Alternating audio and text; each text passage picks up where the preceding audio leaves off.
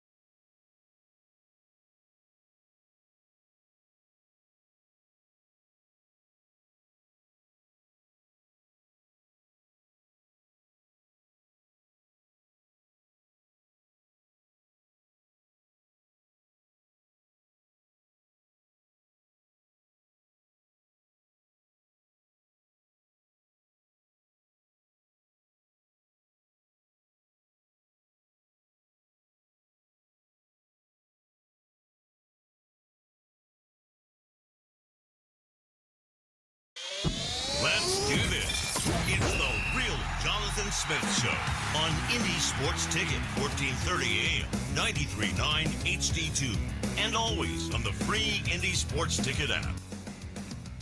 What a beautiful Monday here in Indianapolis. I hope you had a great weekend. I know I did. Hung out with my wife a lot. Lost some weight. I weigh 172 pounds this morning, Chris. Yeah. Dude, we're getting there. So you lost weight over the weekend. I did. That's pretty cool. That's a big deal, man. How do you do that? When your wife says, Jonathan, we should go get ice cream, you say, I don't think we should. Oh, you turned down ice cream? I did. Wow. We compromised. Okay. We went to Swig instead. Don't know if you've been there. I've heard of it. Dirty soda place. Pretty good. Okay. Much easier for me to manage, like, the calories, though. Sure.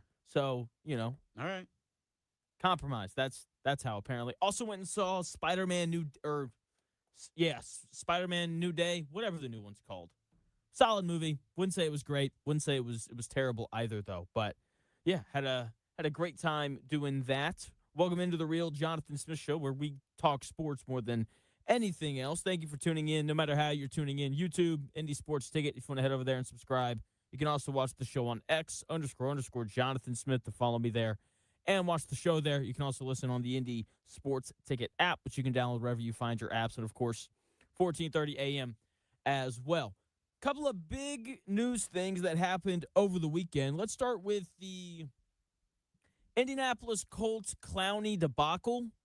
The Texans signed Jadeveon Clowney over the weekend, and this feels like a miss from the Colts. The Texans are now adding Jadeveon Clowney to an edge group with Will Anderson Jr.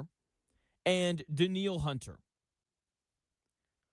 Texans didn't exactly need another edge, but they went out and they added one anyway, because that's what really good football teams do. They look around and they say, oh, do you know what would be nice? A third guy who can set the edge, defend the run, and get after the passer. It's like a billionaire buying a fourth luxury yacht because it looks nice in the harbor. It's like, you know what? I have 3 yachts, but Chris, do you know what's better than 3 yachts? 4. 4 yachts. That's exactly right. Okay? This is what good teams do. They stack strength on top of strength. Okay? Meanwhile, the Indianapolis Colts desperately needed an edge rusher. Arguably the second most position in football, probably the most important position on your defense. The Colts are like, we have Leatu Latu and Arden Key and Jalen Tuimoloau, who had 0 sacks last year. The Colts desperately needed an edge rusher. Jadeveon Clowney is out there, by far the best choice, and they couldn't get it done. Now, maybe the Colts reached out to Jadeveon Clowney and his agent, and they said they weren't interested. Very possible. With that being said, Jadeveon Clowney visited the Cleveland Browns, who are going to win like 3 games this year. I feel like if you're open to playing for the Browns, then you should be open to playing for the Indianapolis Colts. Maybe, I don't know. Maybe I'm wrong there. The Colts have about $31 million in cap space. Jadeveon Clowney's 1-year deal with the Texans is up to $8 million if he hits all of his bonuses. He's guaranteed $5.5 million. I think the Colts could have paid him that. Probably could have doubled that, and it would have been worth it. Okay, because here's just the truth of something. It's not an overpay if you need it. Chris, have you ever been in a scenario were you like a bar guy out on the weekends? Like, I don't want to say when you were younger, because that then implies that I'm calling you old, and you're not old. But like when you were in your 20s, were you like a go out, hit up the bars kind of a guy? Not really. No? No. Okay. Unless I was working, I really wasn't in a bar. Okay, fair enough. You were never like a night out on the town kind of guy? Nah. I got married at 23, so wasn't me. But, okay. I figured I would ask. Yeah, no, not so much. So, okay, let me ask you this then. Have you ever known someone who's been out on the town? It's like 11 p.m. Something terrible happens, and they crap their pants. Do you know anyone that's ever happened to? No, not personally. Okay. Put yourself in those shoes for a minute. Okay? You're out on the town, you're having a great time, you accidentally poop yourself. Okay. How much money would you then pay to go to like a CVS or something to buy clothes? How much would you pay for new shorts and new underwear in that spot? Probably whatever it took. Whatever it took, right? Yeah. That is where the Indianapolis Colts were with this edge rusher problem. Okay? Like if theoretically, if you've crapped your pants late at night and you need new clothes, you will pay however much it costs. You'll probably buy whatever shorts are available, because weird-looking shorts that have, like, Pusha T's face on them are way better than shorts that have crap on them. Okay? That's the situation that the Colts are currently in. Desperate times call for desperate measures where you overpay 33-year-old edge rushers like Jadeveon Clowney because you desperately need one.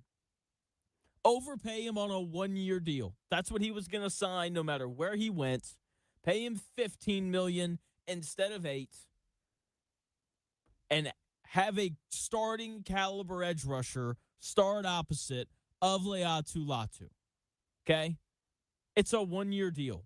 More importantly, it's a one-year deal, and potentially, if you're Chris Ballard and Shane Steichen, your final season with the Indianapolis Colts. Overpaying one player that would make your team better immediately should 1,000% be worth it when you are a team that needs to make the playoffs in order to keep your job. Not hard. It's not an overpay if you need the guy. And that's where the Colts are at right now. Chris Ballard and Shane Steichen are driving down the highway with the fuel light blinking, desperately looking for an exit where they can get some gas. Clowney sitting right there. Now we're good. We can last a little bit longer. They should have paid Jadeveon Clowney whatever it cost to bring him in. Now, he's in your division, and he's probably going to beat you twice a year. The Texans are going to have the best defense in the NFL this year. Absolutely loaded, top to bottom. I don't know if they're going to be able to protect C.J. Stroud, but trying to score on this defense is going to be like trying to break into Fort Knox with a plastic spork that they used to give you at lunch. Did they give you guys sporks at lunch, Chris? That's what they gave us growing up. I think so, yeah. Yeah. Hey, spork. I like it. It's the Swiss Army knife of utensils. That's a key utensil at Taco Bell. It's Taco Bell. They give out sporks at Taco Bell? Yeah, like the potatoes and everything. It's never a spoon or a fork. It's just a spork. You're not just eating the meat with your hands? That's what you're supposed to do with the taco. Yeah. There it is. Hot start today. Didn't Clowney play for the Texans already? Like, he was there before. He was the number one overall pick like 12 years ago or something like that. Right. Dude, we're keeping this really on topic here. We're talking about crapping your pants at 11 p.m. in Taco Bell. It's Monday. I don't know. Let's go perfectly together. Happy Monday. Here we go. Here we go. Who's that? That's the old Dak Prescott cadence. Oh, right, yeah. Yeah. I remember he started doing that, and everyone was like, "Oh, this guy's so cool," saying "Here we go" instead of "Ready, Set, Hut." Anyway, I'm off topic now. Back to this Houston Texans defense. Look, I don't know if they're going to be able to protect C.J. Stroud, but every level of that defense has elite players. Like, they have two good corners. They've got two good safeties. The defensive line's loaded. And what's crazy is, like, perhaps the best part of that defense, Daniil Hunter, Will Anderson and Will Anderson Jr., their edge room just got better. Okay? This was the one player available in free agency that I would argue the Colts actually needed. If they went out and they signed Keenan Allen or Stephon Diggs, that would be a nice addition, but they don't need them. Because, if you don't have a good third receiver, you run more 12 personnel. You put two tight ends out on the field a little more often. You can do different things to cover up a lack of a third receiver. Okay, but Clowney, that is someone who would have changed the outlook of the Colts season. Adding depth in the secondary for the Colts, that would be nice. But Jadeveon Clowney would have been a starter for you immediately. Adding a backup linebacker in case C.J. Allen doesn't pan out, not a bad move. Doesn't hold water to the idea of the Colts adding a guy like Jadeveon Clowney. So I feel like I'm talking about Jadeveon Clowney like he's Myles Garrett, where it's like, the Colts have to have this guy. That's how dire this edge room is for the Indianapolis Colts. Okay, there is no one left in free agency or available in free agency for the Colts to be able to go out and get that could have done what Jadeveon Clowney would have for this Indianapolis Colts team. Now, they're going to have to make a trade. They're going to have to make a trade if they want to bring in a guy that can elevate their defense at defensive end. $31 million, all that kind of stuff. Ross is asking if they actually make Pusha T close. I have no idea. He was just the first guy that came to mind. I haven't seen any, but I wouldn't be surprised. I wouldn't either. So now the Colts are going to have to make a trade if they want to bring in a defensive end that can really elevate their defense. Now, they have enough cap space to bring in like a big contract guy if they needed to or if the opportunity arose. But it would have been nice if they could have improved the defense without having to commit to a huge multi-year contract, because that'll then impact some of these extension eligible guys instead of taking the low risk short-term rental that Jadeveon Clowney would have been, even if you had to overpay him. Now, in order for the Colts to improve that edge room, they're going to have to take out the equivalent of like a second mortgage down the line to be able to bring some new guy in.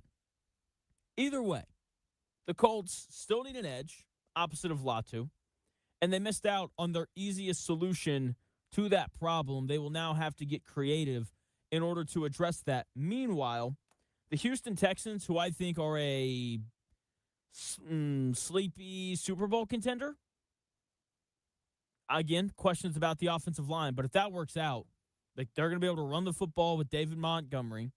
If they can protect C.J. Stroud, he'll be better than he was last year. Also, again, C.J. Stroud is so terrible that he's won a playoff game every year that he's been in the league. That's how bad he is, apparently. So if they can just give him time to be able to throw the guys like, Tank Dell should be back. Nico Collins is one of the probably 10 best receivers in football. If the offensive line can just protect Stroud, like, this defense is going to take care of so many problems for them last year. Like, we're at a point where if C.J. Stroud could just be Sam Darnold last year, don't turn the ball over, make one or two big plays a game, find a way to score 18 points, and you're probably going to win a lot of football games and give yourself a chance against anybody. That's how good this Houston team is, and they only got better by bringing in a guy like Jadeveon Clowney. Okay, again, this is what the best teams do. They go out, they seek talent, and they find a way to bring it in. Okay, it's why I have no problem with, with the Dodgers going out and making a trade making a trade for Tariq Skubal. Everyone's mad at the Dodgers. The Dodgers. We need a salary cap in Major League Baseball. You shouldn't be able to pay your players into the year, 3,000 like the Dodgers are doing, it seems. Yada, yada, yada. Okay? But this is what good teams do. They do what the Texans did. They find a way to bring in more talent. They do what the Dodgers did. They find a way to bring in more talent. While teams like the Cubs, look, I shouldn't beat on the Cubs too hard because they did bring in some starting pitching, bringing in Kevin Gausman. But, would I prefer Tariq Skubal? Absolutely. Anyway, while other teams just kind of sat on their hands like, we don't want to give up 3 prospects. Okay? The Colts, $31 million in cap space. We don't want to pay Jadeveon Clowney $8 million like the Houston Texans are doing. Well, if you want to get better in sports, football, basketball, baseball, whatever, you usually have to give up something, a percentage of your salary cap space, good young players, something. And one of the problems I've had with Chris Ballard during his time in Indianapolis is a lack of aggressiveness to do that. I get it. I appreciated him last year, giving up 2 first-round picks for Sauce Gardner. I thought it was a little much, but I appreciated him being aggressive and finding a way to bring in and solve a problem for the Colts. Not his fault that Daniel Jones got hurt. Okay? But I think a little bit more of that from Chris Ballard would have been very beneficial for this Colts team. Look at the Rams. I know everybody wants to have first-round picks. You know who never has their first-round pick? The Los Angeles Rams. Yes, they just drafted Ty Simpson 13th overall. Guess what? That wasn't their first-round pick. That was the Falcons' first-round pick that they found a way to get off of them last year. You don't need them. Be aggressive. Find ways to bring in talent. The Colts had an opportunity to do that, and they didn't. Tariq Skubal is going to the Dodgers. Again, everyone's mad at the Dodgers. They're ruining baseball. If you ask some people, I completely disagree. Bad owners are what's ruining baseball. I'll explain it in 3 minutes.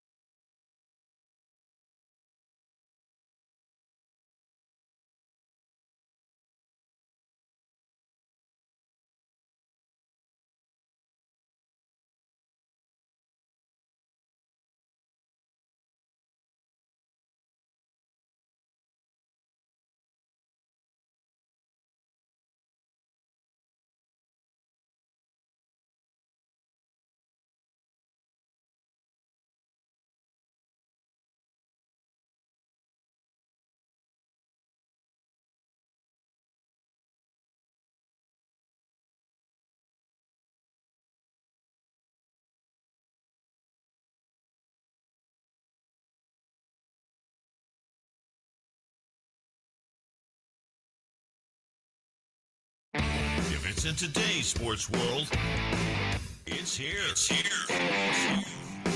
The real Jonathan Smith Show on Indy Sports Ticket 1430 AM, 93.9 HD2, and always on the free Indy Sports Ticket app. Everyone is mad at the Dodgers and the Major League Baseball's, lack of a salary cap rule. 3 words for you. Get over it. Get over it. And ask your favorite team to offer something better than the Los Angeles Dodgers offered for Skubal. Welcome into the real Jonathan Smith Show here on Indy Sports Ticket. Thanks for tuning in, no matter how you're tuning in, YouTube, X, the Indy Sports Ticket app, or 1430 AM. The Dodgers are only doing the thing that we all want for our favorite teams to do. They're trying to win. How dare they, I guess? Do the current Major League Baseball cap rules need tweaking? Maybe they do. I don't like how the Dodgers can just defer money to the future. It's like taking out a no-interest credit card when your grandkids have to pay the bill. But, it's not their fault that that's the rule. Okay, they did what good organizations do. They figured out a way around the rules. They exploited the rules to their advantage. That is what teams should be doing. Okay? Also, they went out and got him. This isn't like they, signed him to some like monster free agent contract that no one else could touch. They didn't give up that much for him.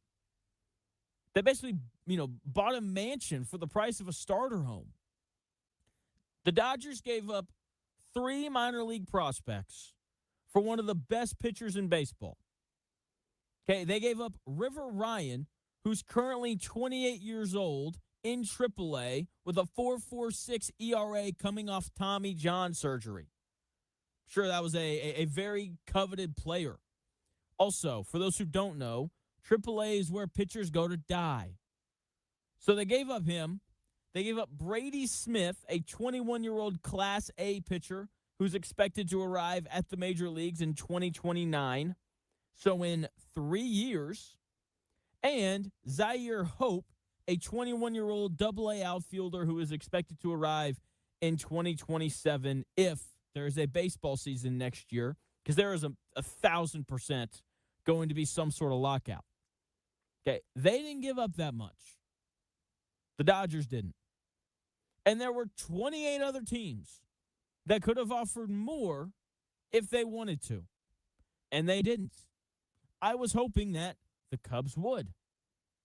They are in desperate need for more pitching. I know that they went and they traded for Kevin Gausman, but I'm going to go out on a limb and say he's not as good as Tariq Skubal. Okay, so when Skubal came available, he was clearly the best guy available at the trade deadline, and for whatever reason, the Cubs passed on him. Okay, it was like walking past a life raft when you're stranded in the middle of an ocean. It's like, we don't really need that. What if we found a lesser life raft? What if we made one ourselves? Okay, the Dodgers didn't. They said, Tariq Skubal, he makes us better. Oh, you only want 3 prospects? One that's 28 years old and coming off Tommy John? Okay. Thank you so much, Detroit Tigers. The other 28 teams could have offered more, and they didn't. Okay? And now, because the Dodgers got him, we're going to have to, listen to all these teams and fans complain about the Dodgers. Now, Major League Baseball needs a salary cap. First, that's not going to happen. The Major League Baseball Players Association will just hold out. They have an incredibly strong players union. What they need is a salary floor. All of these teams are making money while they just sit around and never try to make a run for it at all. I'm sure that all the Reds, Rockies, White Sox, and Pirates fans out there are tired of their owners raking it in while doing basically nothing to make the team better.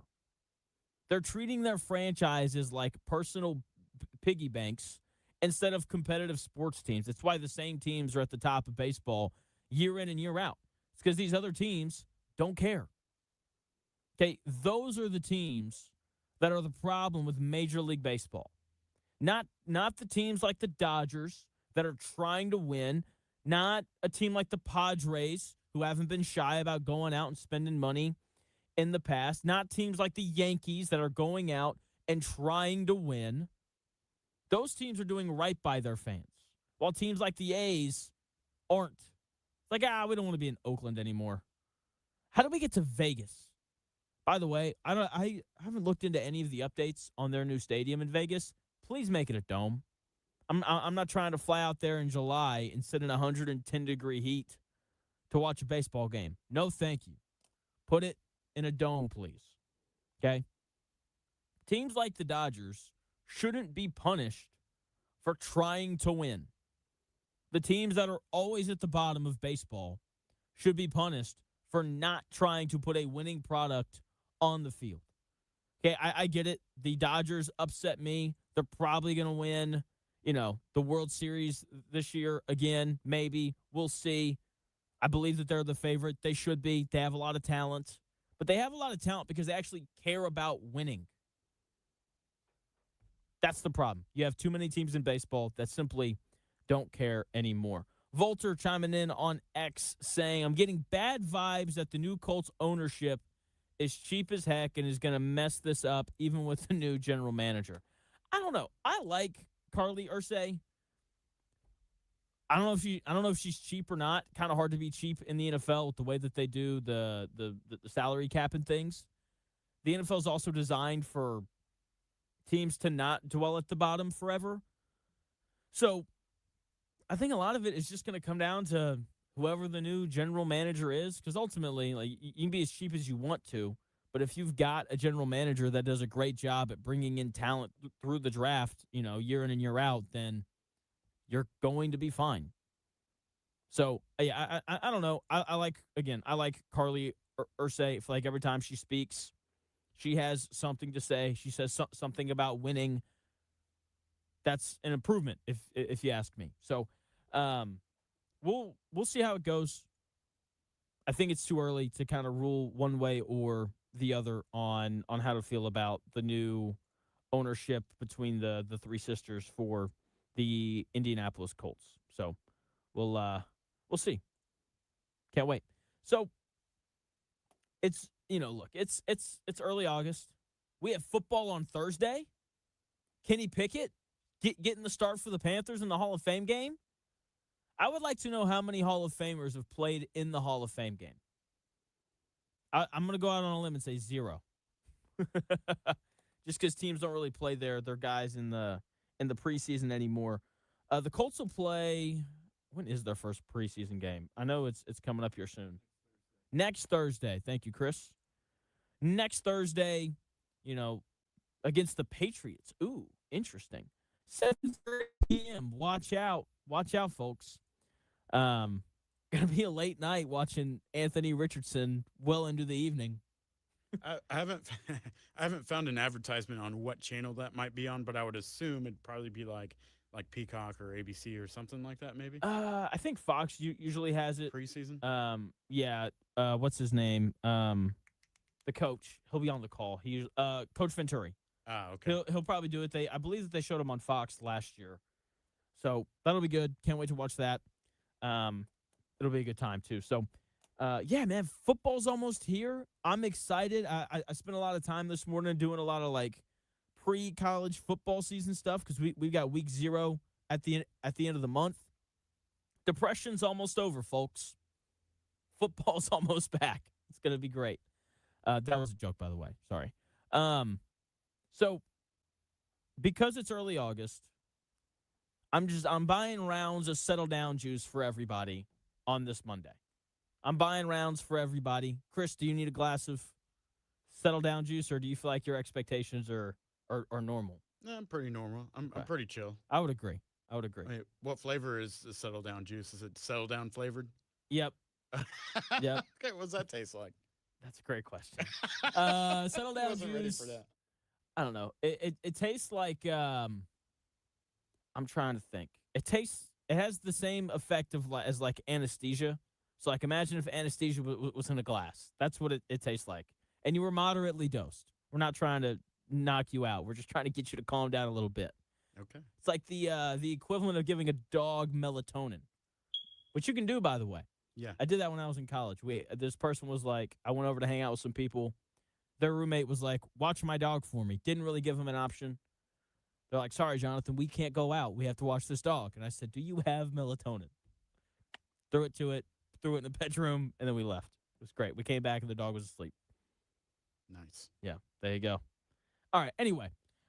Settle down, juice. Can we slow our roll on Daniel Jones?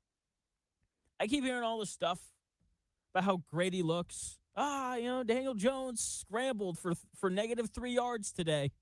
Watch out, he looks great. Every time someone tweets about Daniel Jones, it is this gushing thing about how great he looks. Every time someone talks about Daniel Jones, it's about how, he looks as good as he did before he got hurt. It's like listening to parents talk about their kids' middle school art project. You would think he's Michelangelo, the way that they're carrying on. All right, listen to Colts tight end Mo Alley Cox here talk about Daniel Jones and how he looks through training camp so far. He looks like he never got hurt. I mean, you see he's throwing dimes left and right on the field, getting out the pocket, scrambling, and different things like that. And I think his confidence is building more and more every day. And when we put the pads on, I think it'll just take it to another level. It definitely gives us a sigh of relief, and I think it gives himself a sigh of relief that he knows he has the ability and the confidence to go out there and do. Some guys coming off that injury might not try to escape the pocket and different things like that, but especially being in a practice setting, you don't have to go out there and do that. So him just doing that just shows us all that he's ready. Well, Cox right there talking about Daniel Jones and how he looks like he never got hurt. There's just no way. I refuse to believe that. Okay, I have two thoughts about this idea that Daniel Jones looks like he hasn't gotten hurt at training camp. My first thought is an obvious one. None of his teammates, coaches, friends, family, athletic trainers, dog watchers, or anyone else associated with Daniel Jones is going to come out and say, he looks slower. Daniel Jones just doesn't have the same zip on the football whenever he's throwing it since he got hurt. Do you remember when Phillip Rivers came back last year? You know what no one said about Phillip Rivers when he came back and played for the Colts? No one mentioned the fact that he couldn't throw the ball further than 15 yards down the field. If you talked to Shane Steichen about it, then all you heard was, we got Phillip back. Can't wait to have Phillip back. Good friend, great quarterback. We think that we can win games with him. This is the same thing to a significantly lesser extent, to be fair, to Daniel Jones, because he is better than 44-year-old Phillip Rivers. Okay? Let's get that on the record. Everyone's just happy that Daniel Jones is cleared. They've got honeymoon goggles on right now. Okay? As long as he doesn't crumple to the ground in agony, everyone's going to think that he looks great. I just have a hard time believing that Daniel Jones looks as good as he did before he got hurt, when that didn't happen to Jason Tatum, who's a younger and better athlete. Also, we weren't in pads until today. That's kind of important. Football isn't played in helmets and underwear with a Don't Touch Me jersey on. Okay, evaluating a quarterback before the pads come on is like judging a race car's engine while it's just idling in the garage. Okay, Daniel Jones is cleared to play, but that doesn't mean that he's at 100%. Okay, the pads came on today, and we're going to learn a little bit more about how ready he is to go as these padded practices continue. Here is Colts left guard Quentin Nelson on putting on the pads. It'll be more physical when you put the pads on. You'll hear a lot more banging out there, and it's just even more like football, being able to grab on to those shoulder blades a lineman never grab. We just put our hands on, and but we love it when the pads come on. You callous your body, you get sore from all the hits you take and all the hits you give, and it's fun. Having those shoulder pads on, these helmets on, I feel like is what makes the game fun, because you could just play with reckless abandon and come off the ball hard. And Quentin Nelson right there talking about how excited he is for pads to be on this week. I love when Quentin Nelson does interviews. We're going to have Jake Arthur on at 2 o'clock. He's been out at training camp the past few days. And I just want to ask him what it's like to ask Quentin Nelson questions. Because Quentin Nelson has no time for bad questions. He's very direct. Chris, did you by chance see his press conference? Like that he from did? that video? Yeah, the whole thing. Yeah. Well, I mean, just the part that I got. So there's a clip in there. Someone asks him a question, and they're like, how does it feel, to know that Daniel Jones is the guy this year, and to know that you guys can kind of build off of the camaraderie that you guys built last year. And Quentin Nelson goes, feels great. That was his whole answer. I was like, I Simple love and this easy. guy. Yeah. I love this guy. It's great. I think that was an incredibly stupid question of you to ask. So I'm going to give you a 2-word answer. I think that's so funny. Oh, man. Then again, I'm laughing. But if he did that to me, I'd be like, oh, all right. This guy kind of sucks. Yeah. Oh, man. Anyway. Jeez. They started playing real football today at Colts camp, and I can't wait to hear how it goes. Seriously, and we got a little bit of audio later on in the show with Seth McGowan apparently having a nice day. But this is a team. Shane Steichen has talked about the importance of them being more physical this year. This is a good defense that's going to continue to give this offense some troubles with Alec Pierce not having returned yet. Shane Steichen didn't really have an update today on how he's looking. So we're going to see how Daniel Jones looks under these circumstances when we start playing some real football. Okay, like we aren't going to get the full picture, though, until week 1. We're not going to get a full picture until he's allowed to take a hit. They're going to play the Ravens week 1. They just hired Jesse Minter, who was one of the better defensive coordinators in football last year out there in Los Angeles with the Chargers. He put together a good defense despite all of the problems that they had with some injuries and things. Okay, the Ravens also signed Trey Hendrickson in the offseason. So Daniel Jones will be pressured during that game. He's going to be thrown right into the deep end with sharks circling. I hope that he responds well. I hope I'm wrong. I hope everybody out there is, seeing clearly, and Daniel Jones really does appear like he's never gotten hurt. I find that hard to believe, but hey, I've been wrong before. Maybe I'll be wrong again. So, I have more settle down juice to pass out in the world of Daniel Jones.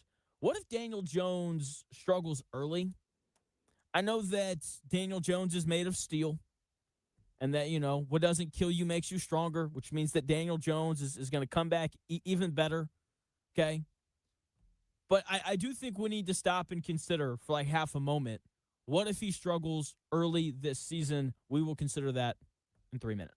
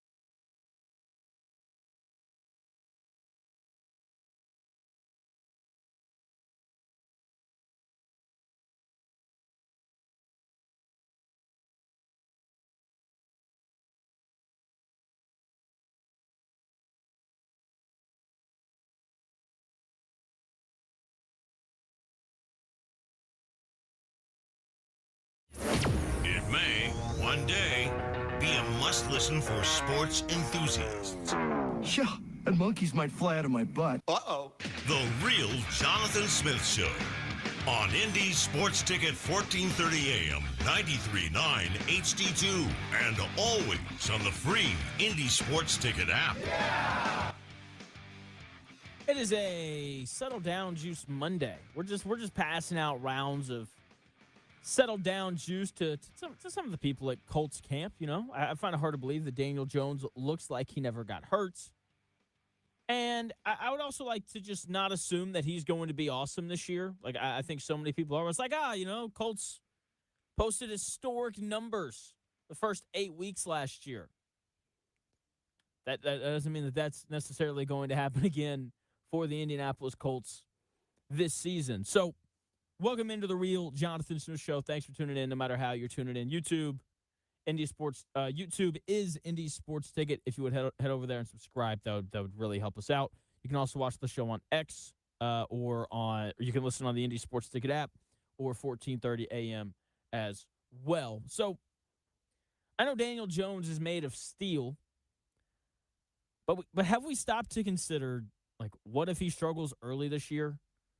Because that is without a doubt in the realm of possibility. 2022, it looked like he had turned a corner. And then 2023, he followed it up with probably the worst season of his career. And those first 3 games that the Colts have this year are all against what should, at a minimum, be 3 good defenses between the Ravens, Chiefs, and Texans. All of those teams have the capability to give Daniel Jones and this offense some problems. Already talked about the Ravens a little bit in that last segment. Trey Hendrickson, Jesse Minter, and a lot of other very talented football players. But the Chiefs have Steve Spagnuolo, who is still one of the best defensive coordinators in the NFL. I know the Chiefs struggled last year, but they beat the Colts.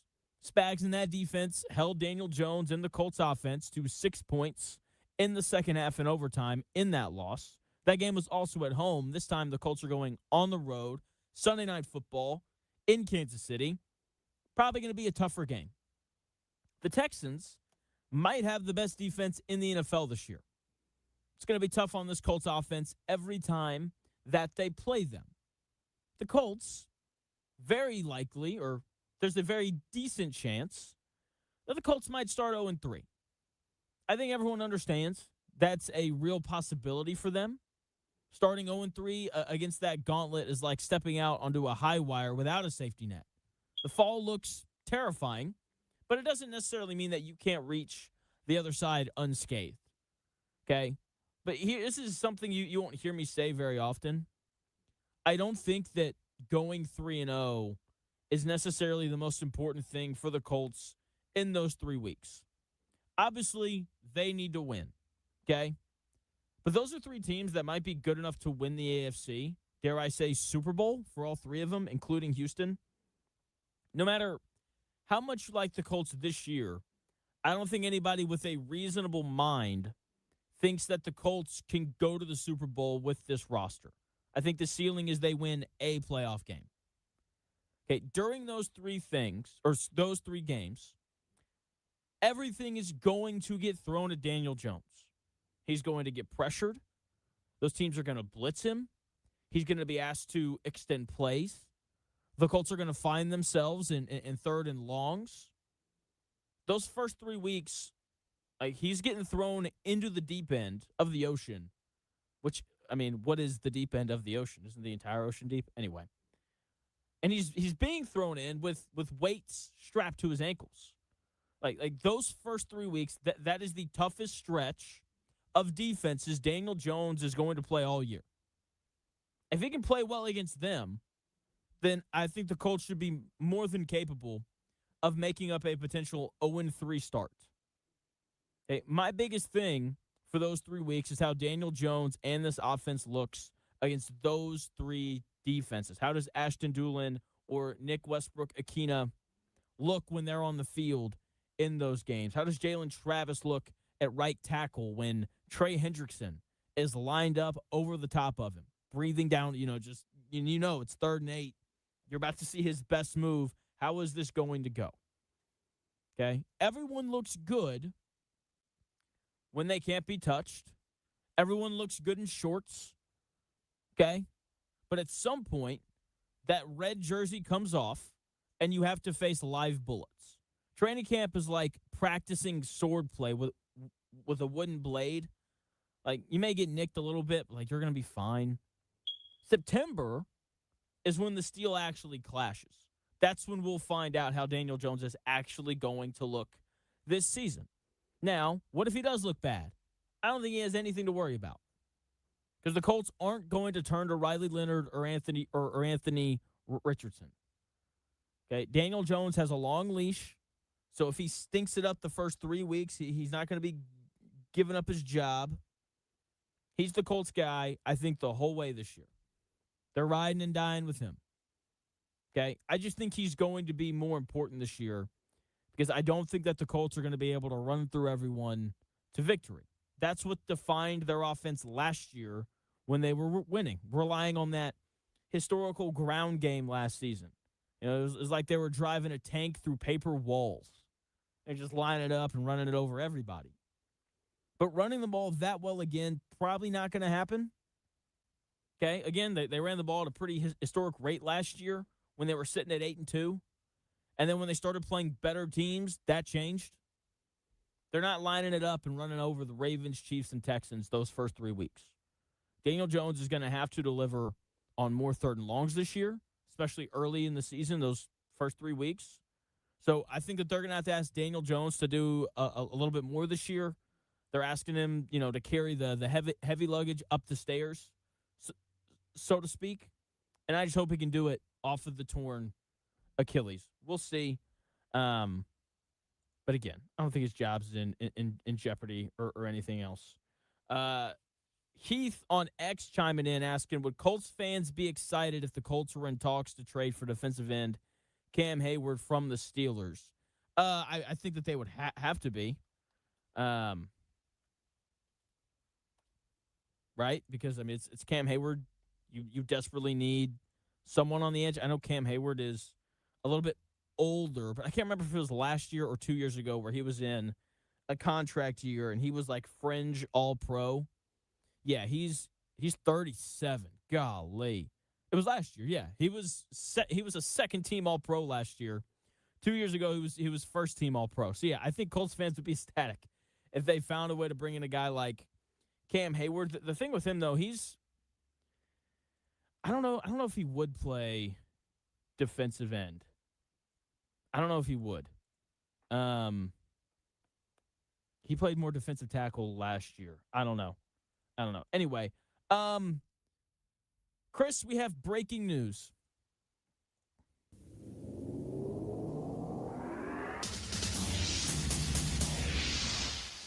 So, we have breaking news. Notre Dame, reportedly, I've seen this a couple of times now, they have canceled their home and home with Indiana. And I'm going to do something I don't do very often here, Chris. Okay. I'm going to defend Notre Dame for a second. Sure. Okay.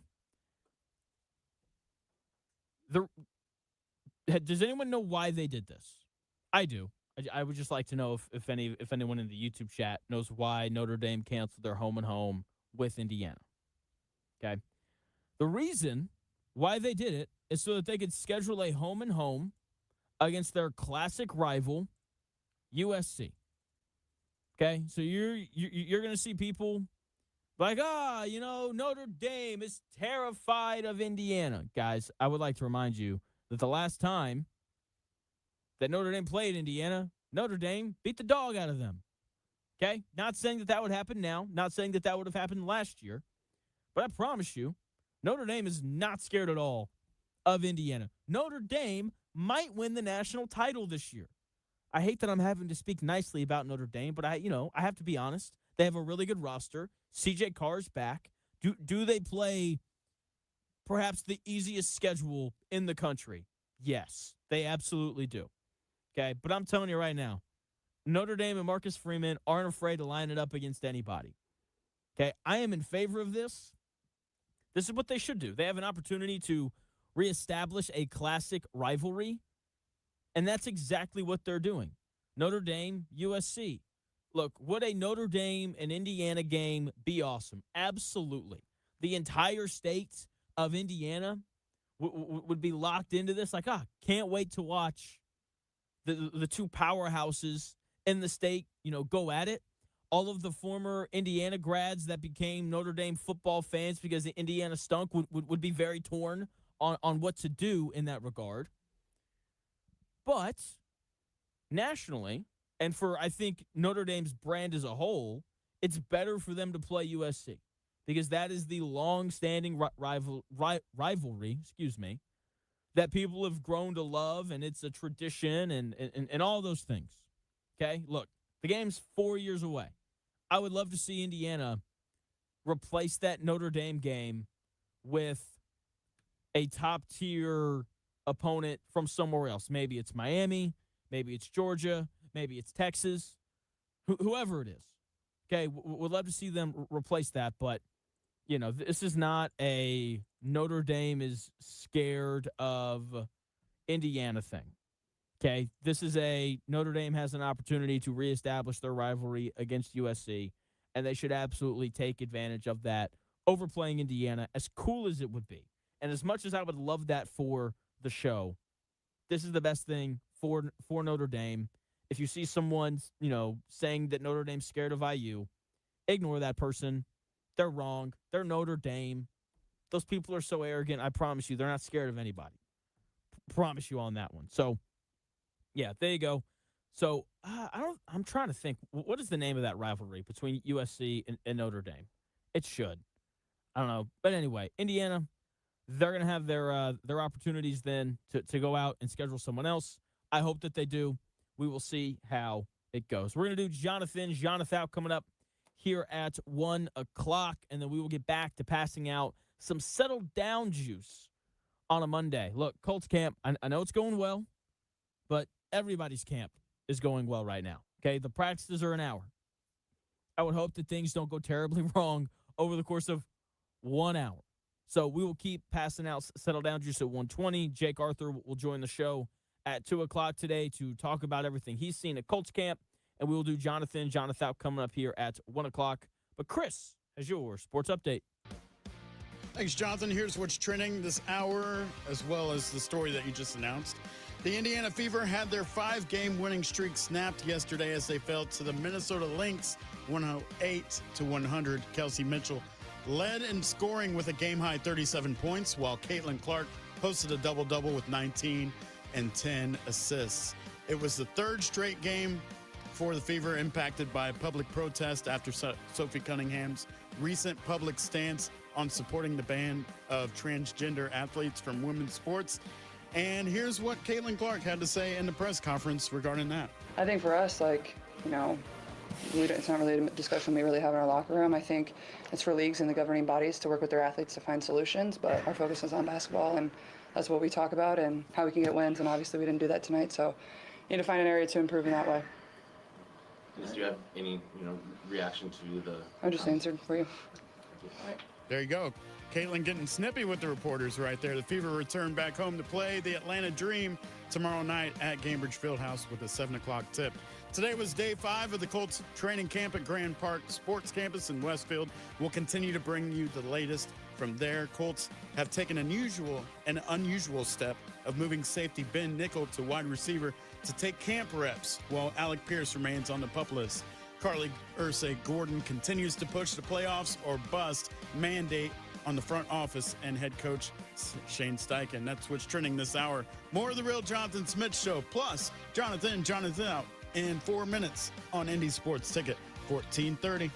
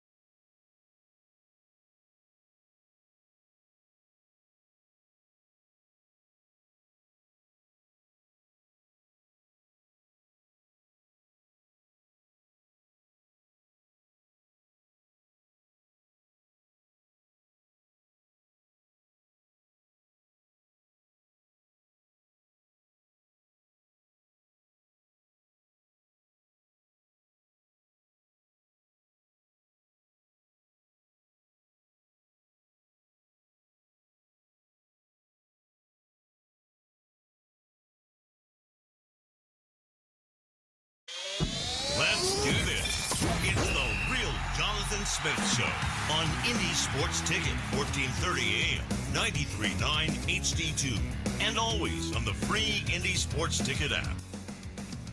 Hour number 2 of the real JonathIN Smith Show is getting underway here on Indy Sports Ticket. Thanks for tuning in. No matter how you're tuning in, YouTube, Indy Sports Ticket. If you want to head over there and subscribe, you can watch the show on X__JonathIN Smith to follow me there and watch the show there. You can also listen on the Indy Sports Ticket app, which you can download wherever you find your apps. And, of course, 1430 a.m. as well if you're driving around the Indianapolis area. It is Monday. It is 1 o'clock. Let's recap the best stories of the weekend with a little JonathIN, JonathOUT.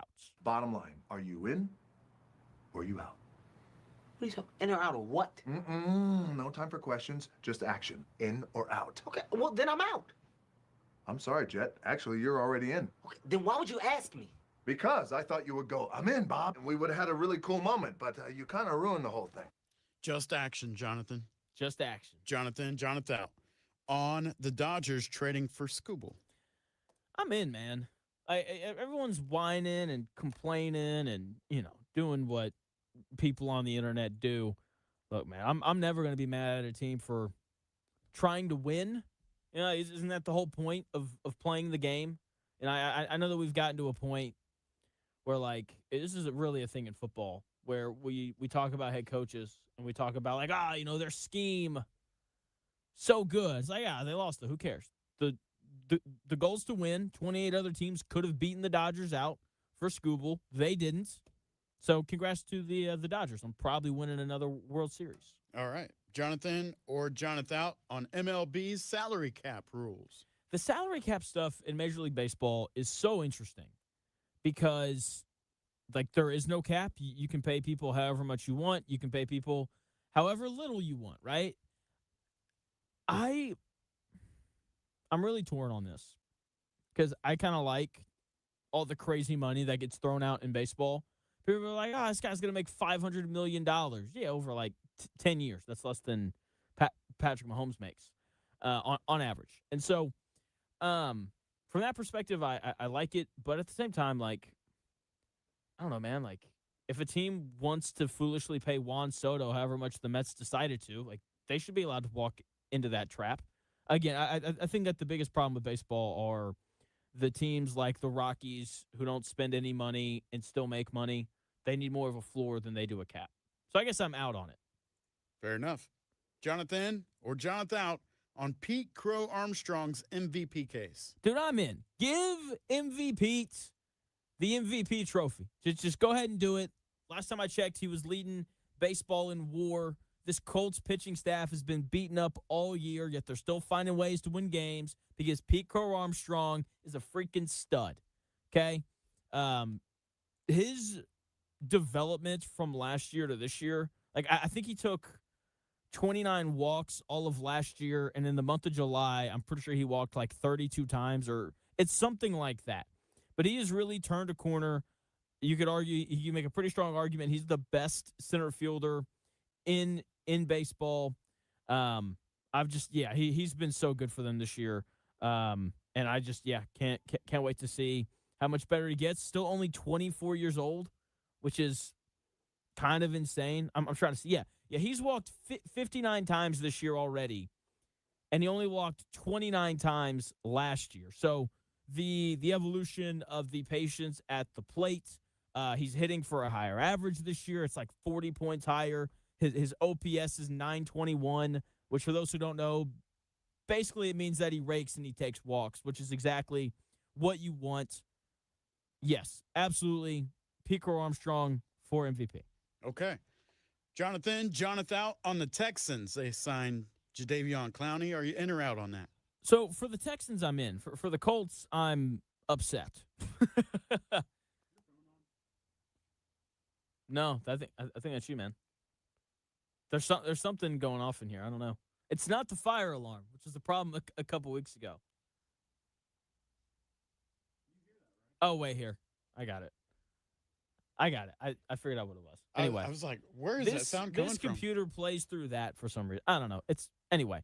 What was the question again? In or out on Clowney? Correct. Yep. For the Texans. I mean, you got to be in on it. Like they're going to have arguably the best defense in football. The Rams are going to have something to say about that. So are the Seahawks. But like that defense in Houston, they're going to win 10 games minimum because their defense is that good. If C.J. Stroud has any semblance of an offensive line in front of him, then watch out. Again, I'm going to keep saying it. I think Houston is a dark horse to win the Super Bowl. I would like to see what that offensive line is going to look like before I put the official real Jonathan Smith stamp on that take. But that defense is more than good enough to win a Super Bowl. The question is just going to be if the offense follows along with it.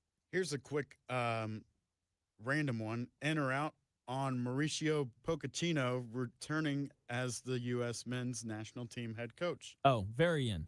For those who don't know, Mauricio Pochettino was a Premier League manager for a long time, and was very good at his job.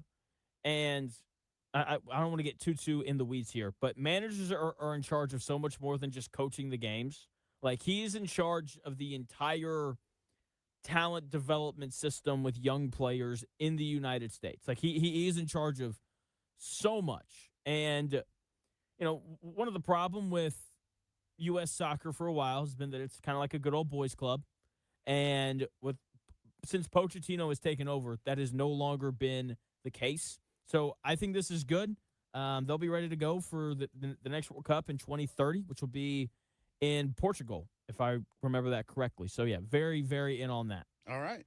Continuing with JonathIN, JonathOUT on a Monday. In or out on Daniel Jones looking as good as he did before the injury. Yeah, that's out. Baloney. There's no way. This dude's 8 months removed from an Achilles. Can you pull up the Mo Alley Cox clip? We can play that so people know what we're talking about here. But everyone keeps saying that Daniel Jones looks fantastic, and he looks great, and he looks amazing. Jake Arthur is going to join the show at 2 o'clock. We'll talk about this a little bit. But I'm just not buying this idea that Daniel Jones looks like he never got hurt. Listen to Mo Alley Cox right here basically say that. He looks like he never got hurt. I mean, you see he's throwing dimes left and right on the field, getting out the pocket, scrambling, and different things like that. And I think his confidence is building more and more every day. And when we put the pads on, I think it'll just take it to another level. It definitely gives us a sigh of relief. And I think it gives himself a sigh of relief that he knows he has the ability and the confidence to go out there and do. Some guys coming off that injury might not try to escape the pocket and different things like that. But especially being in a practice setting, you don't have to go out there and do that. So him just doing that just shows us all that he's ready. Mo Alley Cox right there. Yeah, I'm sorry, Mo. There's no way. There's no way. He kind of had a Kawhi Leonard laugh there at the beginning. Did you catch that? Did you hear that? I did not know. Maybe. Sorry, here it is. He looks like he never got hurt. I mean, yeah. No. There you go. But yeah, no, seriously. But there's just no way. This dude's 8 months removed from a torn Achilles. We heard this from Jason Tatum, who was 9 months removed when he started playing basketball again. And then he went on to get hurt, and he mentioned how his calf was 80% the size of what it was before he got hurt. And being cleared to play and being 100% are not the same thing. Okay? Is Daniel Jones cleared to play? Yes. Is he allowed to sprint? Yes. But do you know what we haven't seen yet? We haven't seen him scramble out of the pocket and be allowed to get hit. Okay? Guys are pulling up because they absolutely should during training camp. But when a defensive end is allowed to run through his face when he's on the sideline, let's see how good he looks then. Okay, I'm just saying, can we wait before we're yeah, he's fine, he's great, he's gonna win the MVP this year or whatever. So yeah, out on the idea that he looks as good as he did before the injury. JonathIN, JonathOUT on this Colts secondary being top 3 in football. We're passing out all the settle down juice on the real Jonathan Smith show today. And whenever people talk about this secondary right now, I feel like this is the idea. It's you got Sauce Gardner and Charvarius Ward and Cam Bynum, and then A.J. Halsey is going to be great. What if A.J. Halsey sucks? I don't think that's going to happen, but what if he does stink? The idea that this Colts, and here's the other thing. the Colts secondary is playing against a group of Colts wide receivers right now that doesn't have their best receiver. I think it would be concerning if the Colts secondary was struggling right now. Like, they should be dominating. And again, we're going to find out really quickly, just like we are with Daniel Jones on how good he looks. We're going to find out really quickly how good this Colts secondary is going to be this year, because week 1, they're going to play Lamar Jackson and the Ravens, who, drafted Elijah Surratt. They've obviously got Zay Flowers as well. They've got a good tight end in Mark Andrews. Like, that's going to test them week 1. And then week 2, you're playing Andy Reid, Patrick Mahomes, and the Kansas City Chiefs. So, I mean, we're going to find out quickly. Top 3 is probably a bit too much for my liking. I think I like Houston's secondary more, Seattle's secondary more, and then I have to comb through the other teams to figure out which other secondary I would like more. But yeah, top 3 probably not. I feel like I already know the answer to this, but are you JonathIN or JonathOUT on settle down juice? In on sets, in on the. You got to be the in on settle your down own creation. Right? Yeah, absolutely. I mean, I mean, let's be honest. I might need some settle down juice with how I feel about settle down juice.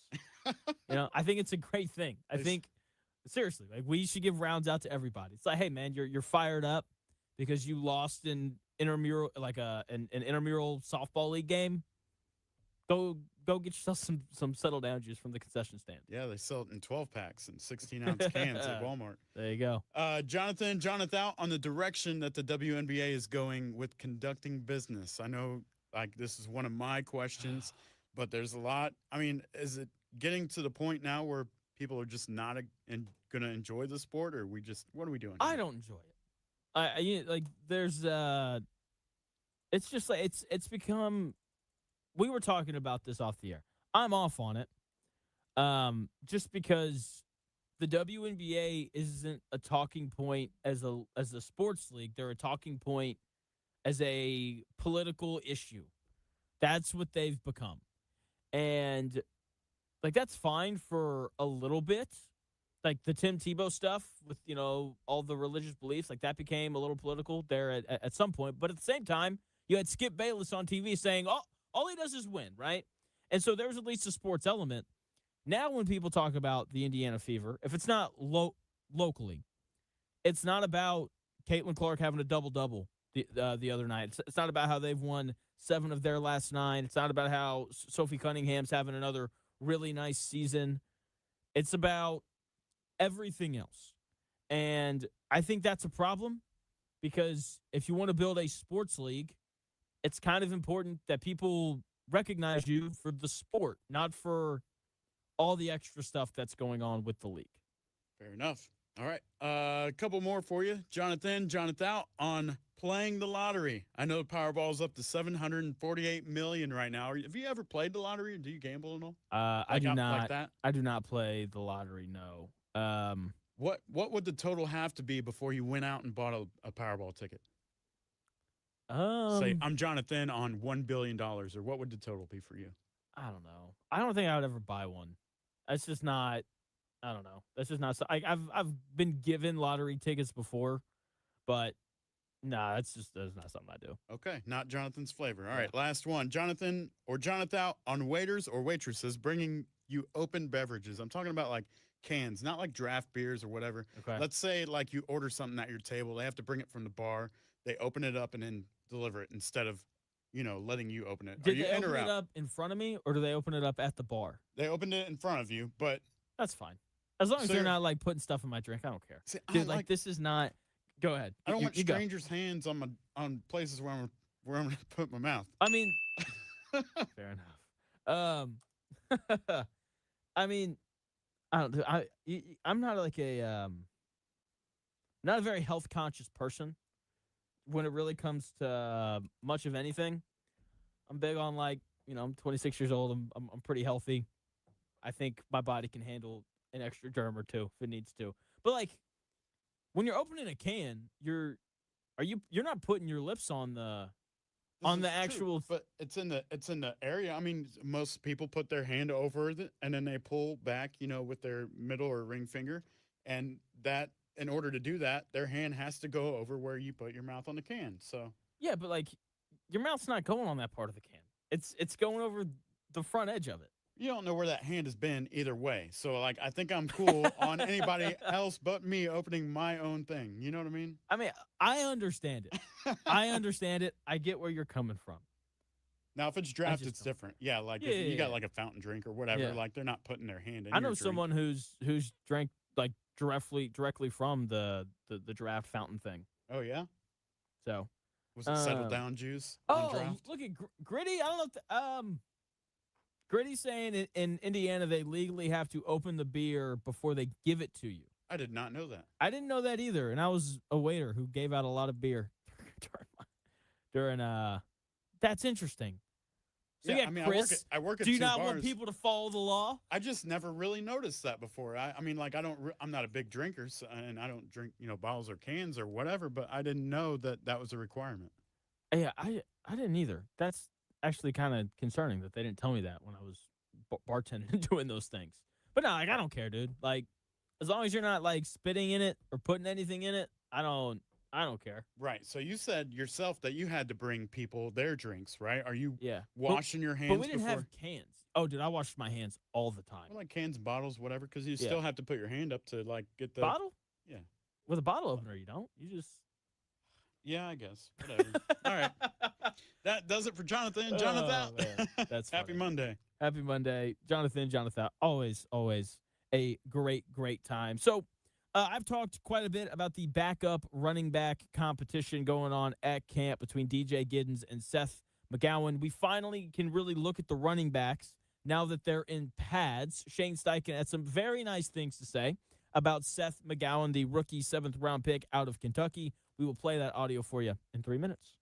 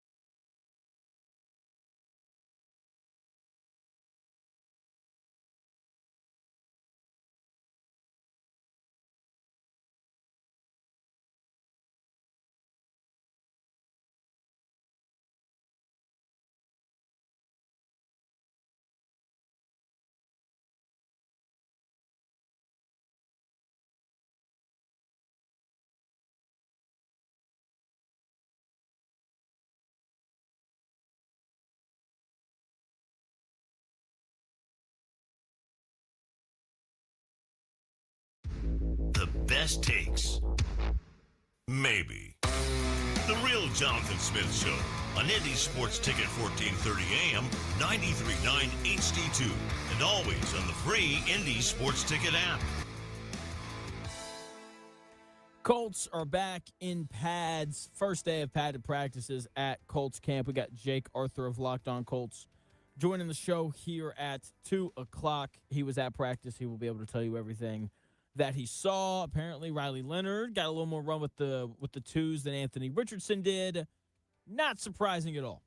If you've been listening to the show, if you've heard anything that Shane Steichen has had to say about either one of those guys. So, there's that. But Shane Steichen today talked a little bit about the backup running backs. He talked about Seth McGowan, the rookie out of Kentucky.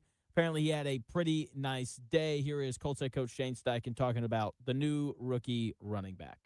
Yeah, there's no doubt. It's good to get the pads on with him. We were excited to see him in pads. I think he brings a lot of physicality, to the football field, and so we're really excited about that. He's a downhill runner. When I watched his tape at Kentucky, the physicality he ran with, when he gets hit at the line of scrimmage, he usually falls forward for a couple extra yards, which is huge. In short yardage situations or just in the middle of the game, it's big. So good to see his growth and, see how training camp plays out. Coach. Good to see his growth. Oh, nice. Fair enough. Shane Steichen right there talking about new Colts rookie running back Seth McGowan, how he looked pretty good in pads today, how he's a pretty physical runner, how valuable that can be in short yardage situations, and just in general having a guy who always falls forward and all those kinds of things. And I agree. It's important. But it doesn't really matter for Seth McGowan. He's not going to play this year. Or if he does, he's probably not going to be carrying the football very often. Okay? Because why hand Seth McGowan the football when you can hand it to Jonathan Taylor? We want to use Seth McGowan on the goal line.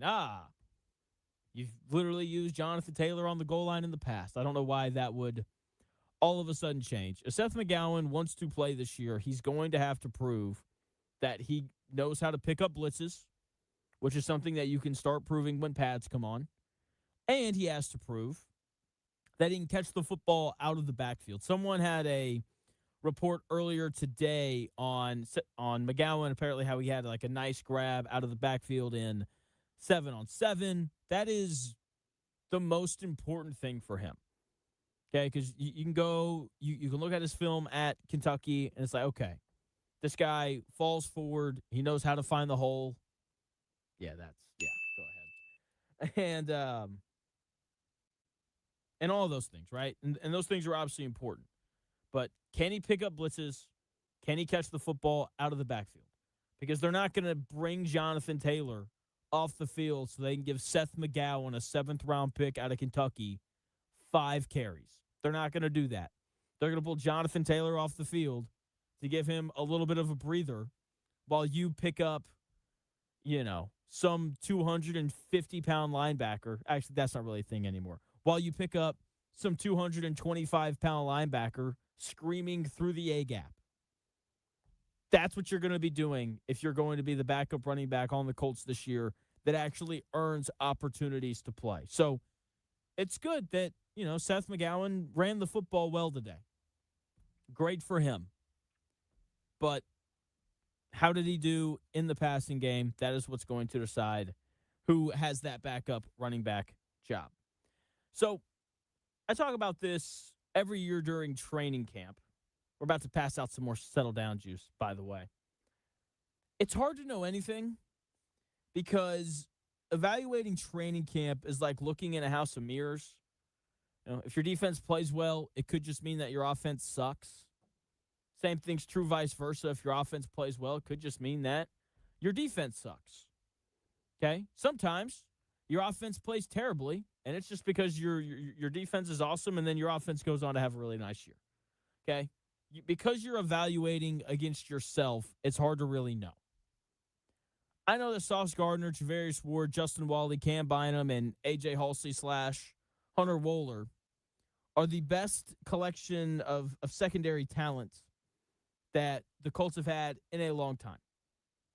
I know that every time I get a Colts camp update, there's something about how great this secondary looks.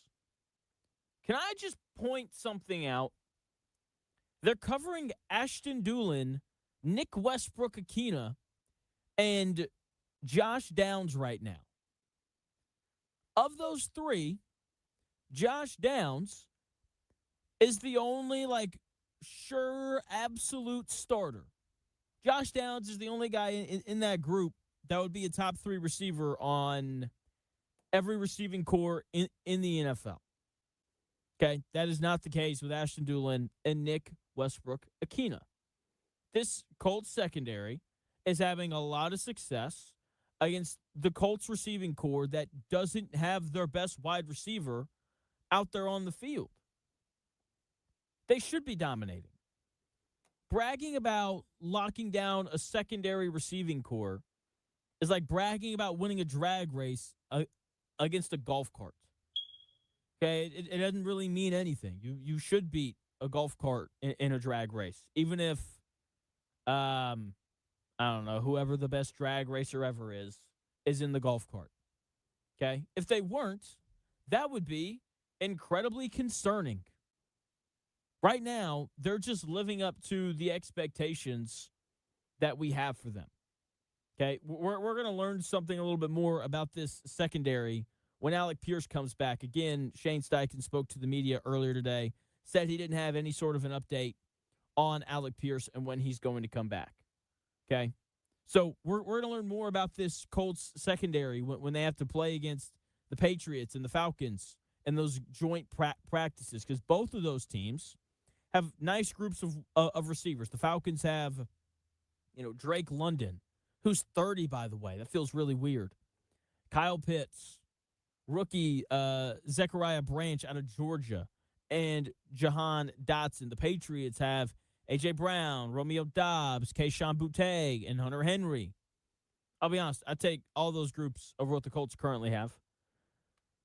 I think this Colts secondary is going to be good, but we don't know yet. This could be one of the 5 best secondaries in the NFL. Very possible. Or, when real competition shows up, it could look more like a shiny sports car with a couple of hidden structural flaws. More like the 12th best secondary in the NFL. Javarius Ward is 30 years old. What if he hits that cornerback wall that everybody hits at some point? What if A.J. Halsey struggles as a rookie? What if the pass rush is worse than we're expecting? I want so badly to get overwhelmingly excited about the Colts defense this upcoming year, because there is no doubt that on paper, where games are not played, on paper, there's a lot of talent. Okay? But celebrating success against this current group of receivers is like celebrating a test score when you already knew all the answers beforehand. Like, I got 100. You should have gotten 100. You took a pre-test. It was the same as the actual test, and your teacher let you use it on the test. Doesn't really tell us what you know. Okay, Chris, did your teachers do that? What, give out the answers? Yeah. Yeah, sometimes. Really? Yeah. Oh, what? Dude, your generation had it so easy, man. Hey, there were some gimmies back in the day, yeah. I mean, it was like one of those tests where we're going to do it as a class. Let's go through it together and learn as a group. Where did you go to school at? Warren Township schools. So I don't know which school you're. What? Like elementary school or high school mainly. Warren, I feel like that's really where school gets hard for some people. Warren Central, yeah. Okay. I don't think there was anything like that in high school, but yeah, maybe like elementary school, middle school, whatever. Okay. Something like that. Cause I was gonna say I appreciate your honesty, because most people that aren't in their 20s are like, back in my day, when we wrote, we had to scrape stones together. What? We wrote in hieroglyphics. We didn't have paper. Everything was incredibly hard. Jeez, bro. Have you seen Harry Potter? There you go. Yeah, I have seen. What was that bill for? It was incredibly hard or something like that. Correct. But yeah, I've seen Harry Potter, and I'm not that old, bro. We didn't rub stones together or whatever you're I'm just talking saying, about. like, have you seen the scene where Harry Potter gets in trouble and they give him the pen and there's no ink? And when he writes, it pulls blood from his hand? I think I remember that. That is how older people talk about their school days. It's like, that's how they describe school. Yeah. And I'm just like, yeah, ain't no way, dude.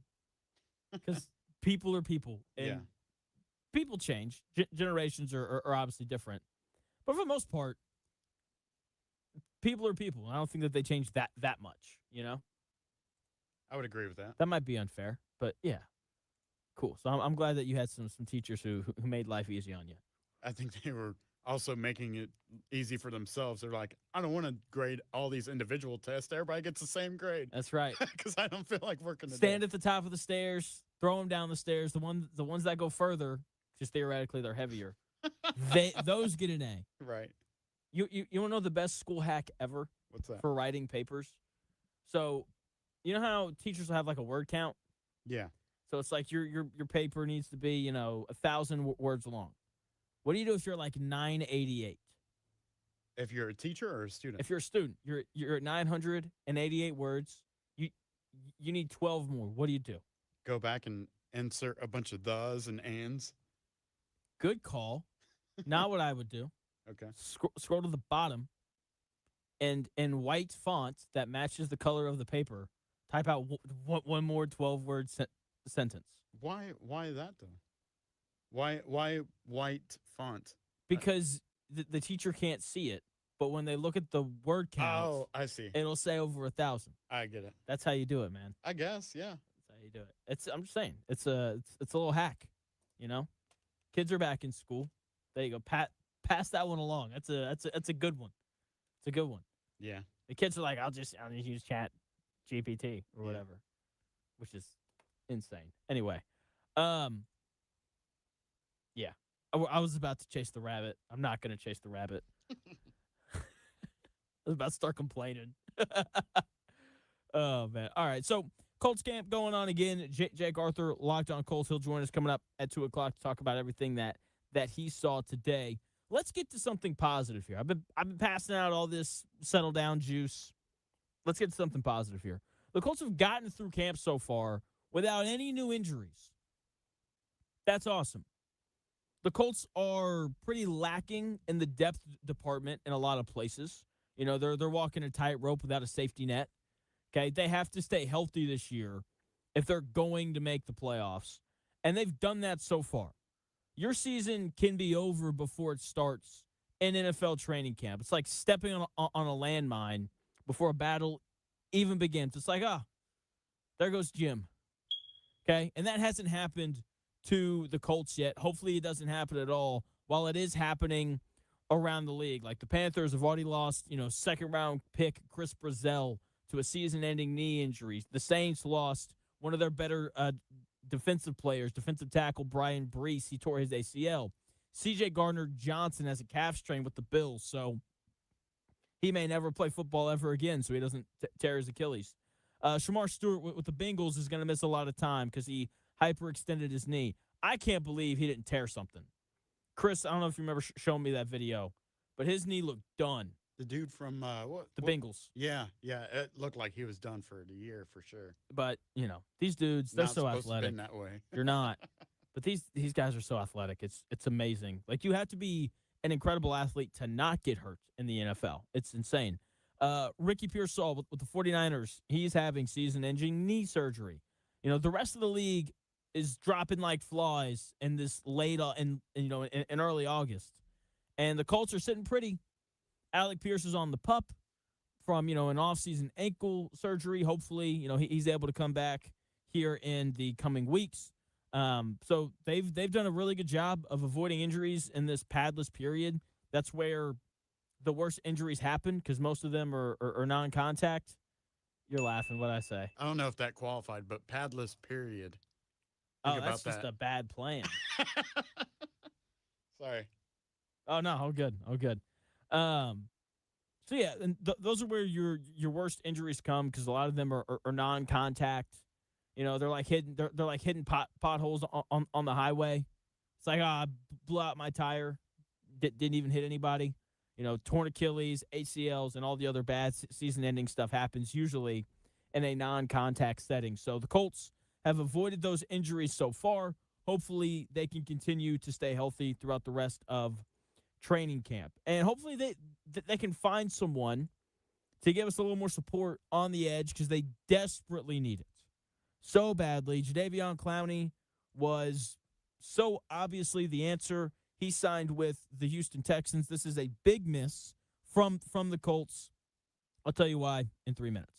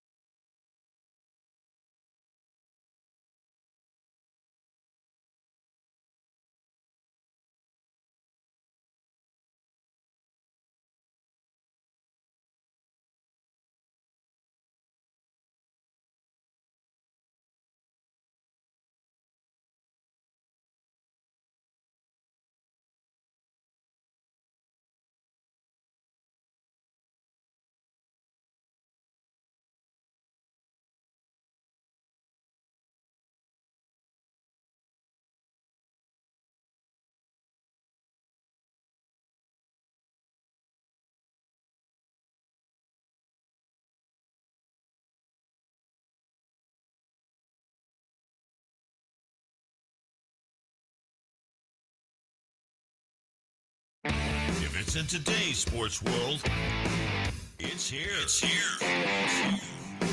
The real Jonathan Smith Show on Indy Sports Ticket 1430 AM, 93.9 HD2, and always on the free Indy Sports Ticket app.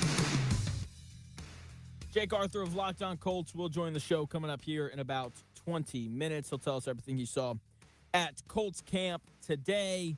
Oh, Chris, SummerSlam. I know we talked off the air about it a little bit earlier. I know you said that you caught a little bit. Wrestling. What'd you think? It was better. It was better than I thought it would be. Although their attendance was not much to brag about. This was in the Vikings stadium up in Minnesota, and it looked a little scarce. and they were really desperate to sell tickets, and I think they got as low as $25. But I didn't watch the whole show, but I caught all the highlights, and it looked better. They did okay. Okay. What was better about it? Well, whenever you were on vacation, that was kind of like my over the hump, right? They like to recycle their storylines of like WWE. You got to get over the hump for that Wednesday. But it seemed like every once in a while they'll listen to the fans and what the fans want. And it seemed like they played a lot to the fans. They changed titles. There were, Chad Gable was one of the winners over the weekend. His family was there, brought his family into the ring. They celebrated. That was cool. And it's not so, it didn't look as scripted as it normally does, basically. Okay. It was better. Fair enough. All right. Yeah. There's your 2 minutes on the WWE on a Monday. Welcome into the Real Jonathan Smith Show. Thanks for tuning in, no matter how you're tuning in. YouTube, X, the Indie Sports Ticket app, or 1430 AM. It is greatly appreciated, no matter how you are listening. So over the weekend, in addition to SummerSlam, more big news. Texans sign Jadeveon Clowney, and this just feels like a miss from the Colts. The Texans are adding Jadeveon Clowney to an edge group with Will Anderson Jr. and Daniil Hunter. They didn't exactly need another edge, but they went and they got one anyway. It's like a billionaire buying a fourth luxury yacht just because it looks nice. It's just nice to have, I don't want to take out Bessie 1, 2, or 3. Let's take out Bessie 4. I don't know. If I had a boat, I don't think I'd name it Bessie, but that's the name that came to mind. What would you name it? I don't know. Probably some stupid sea pun, Yeah. Like, I don't know. I don't know. I have to think. I have to sit down and think on it. Definitely see one of your analogies on the side of one of your boats. Yeah, for sure. Something like that, or just the real Jonathan Smith boat. How's that? There you go. How's that? There you go. Anyway, the Colts desperately needed an edge rusher, and they couldn't get it done. Now, maybe the Colts reached out to Clowney, and he said he wasn't interested, which I find somewhat hard to believe because Jadeveon Clowney was willing to go play for the Browns, who are going to win 3 games this year. Maybe. Okay? But even if that is the case, you can make him interested. The Colts have about $31 million in cap space. Jadeveon Clowney's 1-year deal with the Texans is up to $8 million. If he hits all of his bonuses, he's guaranteed $5.5 million. Colts could have doubled that, and it would have been worth it. It's not an overpay if you need it. If you're out on the town on a Friday night and it's 11 p.m. and for some reason you got Taco Bell and you crap your pants while you're out, you'll stop into that CVS on the corner and buy new clothes no matter how much they cost and no matter how weird they look. Because when you need something, you can't overpay for it. Okay? The Colts needed an edge rusher. That is the situation that they're in. It's Leatu Latu, who might take another step forward, and it's Arden Key, who had 6.5 sacks last year as a rotational pass rusher in Tennessee, and Jalen Tuimoloau, who had 0 sacks in 13 games for the Indianapolis Colts last year. You are desperate. You need literally anybody that is a starting caliber edge rusher. And that is what Jadeveon Clowney is. And they didn't decide to fork out the money for him. I get it. You probably don't want to overpay a guy like Jadeveon Clowney, but desperate times call for desperate measures. The Colts should have overpaid him. It's a 1-year deal. It's a 1-year deal where if you're Chris Ballard and Shane Steichen, this might be your last year. Chris Ballard and Shane Steichen are driving down the interstate right now with their fuel light blinking. And they have an opportunity to get off at this exit and put some gas in the car. Nah, we don't need it. We think we can get where we're going. We'll be fine. We don't need Clowney. They should have paid whatever it took to get Jadeveon Clowney in the building. Now, he's in your division, and he's probably going to beat you twice this year. Texans are going to have the best defense in the NFL. I don't know if they're going to be able to protect Stroud, But trying to score on this defense is going to feel like trying to break into Fort Knox with a plastic spork. Good luck. It's not happening. Okay? Every level of this Houston Texans defense has elite players. And perhaps the best part of their defense, their edge room, just got better. This was the one player available in free agency for the Colts that they needed. Keenan Allen or Stephon Diggs would be a nice addition, but they don't need them for their offense to be functional. Terrion Arnold would be a nice addition on the back end of the defense, but they don't need Terrion Arnold for their secondary to be functional. They need a starting caliber edge rusher for this defense or for this defensive line to be functional. Jadeveon Clowney is a guy that would have changed the outlook of the Colts season. Which feels like a very drastic thing to say about, a guy like Jadeveon Clowney who had 8.5 sacks last year in Dallas in 13 games. But that's how dire the situation is opposite of Leatu Latu. Okay, I'm talking about Clowney like he's Myles Garrett, for crying out loud. Now, they'll have to make a trade if they want to bring in a guy that, can shore up this edge rusher position opposite of Latu. The problem is there aren't very many teams in the NFL looking to trade edge rushers, and with the Colts not having a first-round pick this year, makes it a little bit tougher to make one of those trades happen. So they're in a bit of a predicament here. Now, they do have enough cap space. Again, $31 million available.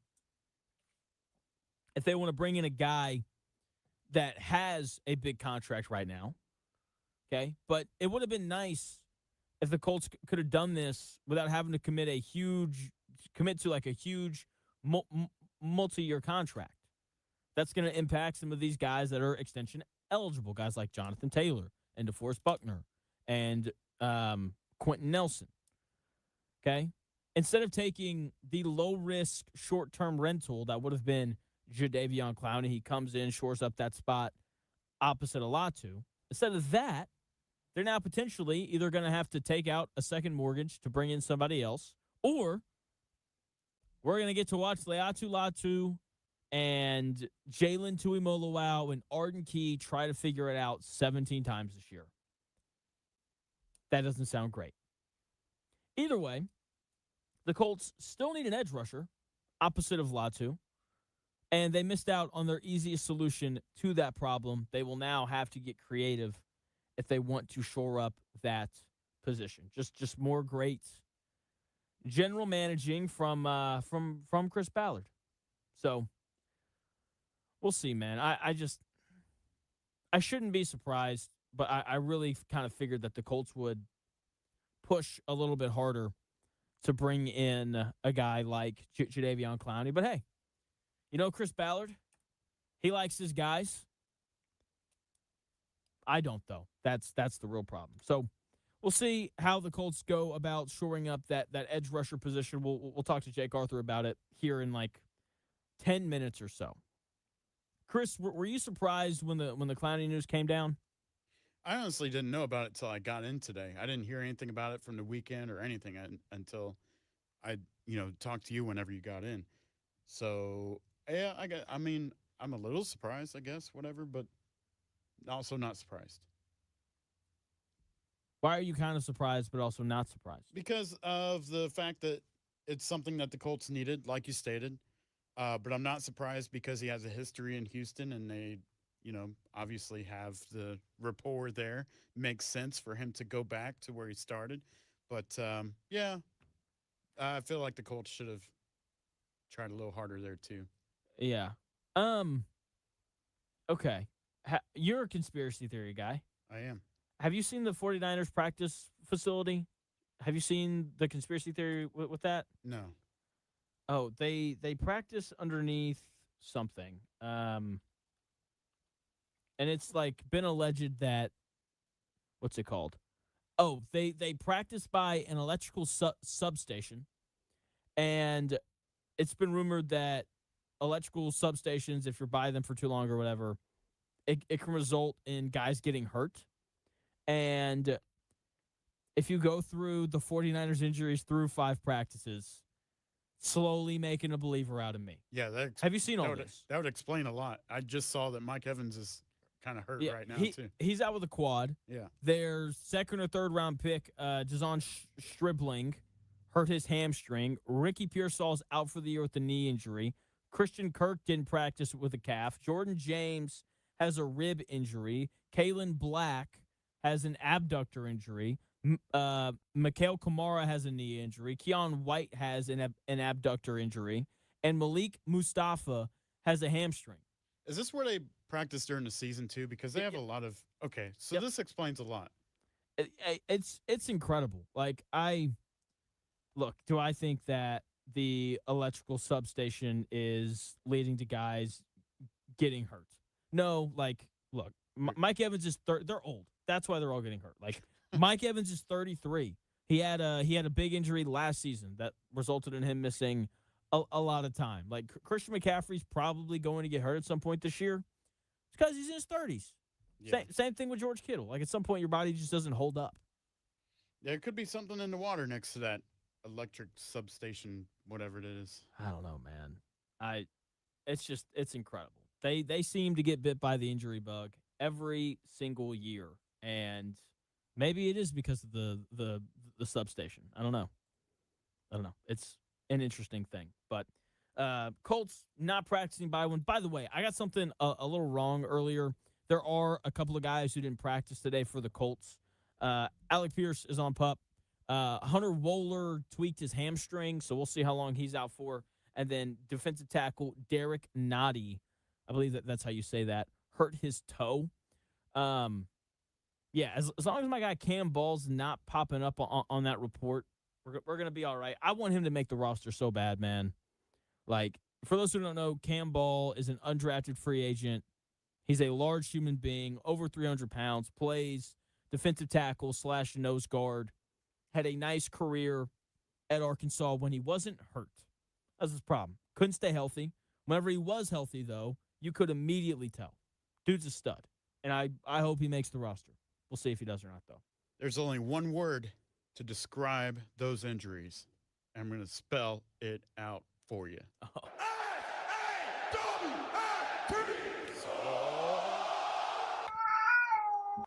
You said the guy was out with the toe. Oh, come on, yeah. bro.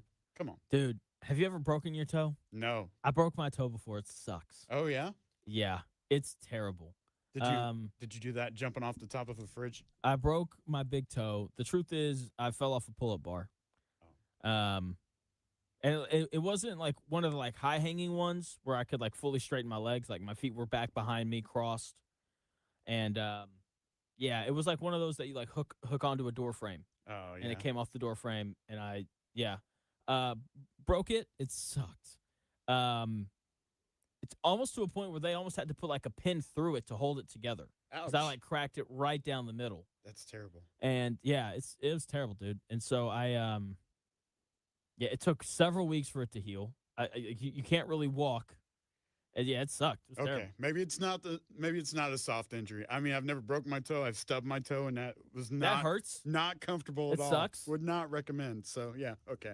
Yeah. Maybe it's not a soft injury. Dude, yeah, the toe injuries are terrible, man. They're awful. All right, we'll have Jake Arthur from Locked on Colts join us here in about 5 minutes at 2 o'clock. He'll talk about everything he saw today at the Colts' first padded practice. But first, Chris has your sports update. Yeah, here's a few things that are trending this hour. Obviously, we've been talking about all day. Day 5 of Colts training camp, Grand Park Sports Campus in Westfield. We'll continue to do that as well. Colts have taken an unusual step. I don't know if you heard about that, Jonathan, about them moving safety Ben Nickel to the wide receiver spot to take some camp reps while Alec Pierce is on the PUP list. So there you go. Carly Ursay-Gordon continues to push the playoffs or bust mandate on the front office and head coach Shane Steichen. And here's what the coach had to say about progress at today's practice after missing practice Saturday due to a personal matter. Yeah, a big time. I think the guys feel that when you come out here with the pads on. Obviously, it's a lot more physical. Obviously, we're taking care of each other, too, at the same time. It's a long season, but we got to be physical at the point of attack, and I thought guys brought that today. Yeah, a big time. There you go. USA and Notre Dame will renew their rivalry with the series starting again in 2030. They'll meet week 1 in LA that year and play 1 week in South Bend the next year. So there you go.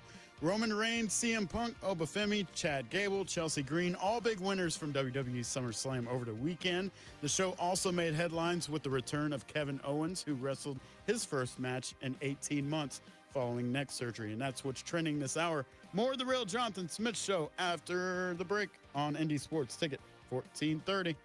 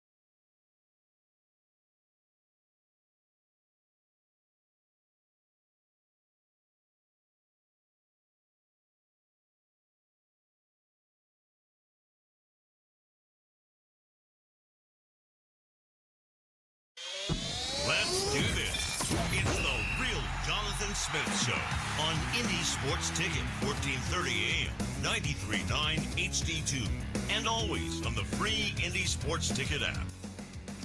Hour number 3 of the real Jonathan Smith Show here on Indy Sports Ticket. Thank you for tuning in, no matter how you're tuning in, whether that's YouTube, X, the Indy Sports Ticket app, or 1430 AM, as we bring in the one and only Jake Arthur from Locked On Colts. Jake, what's going on, man? How are you? Hey, I am awesome. How you doing, buddy? I'm doing well. It's been a busy day over here on the real Jonathan Smith Show, Jake. We've been passing out a lot of settle down juice. And so, Okay.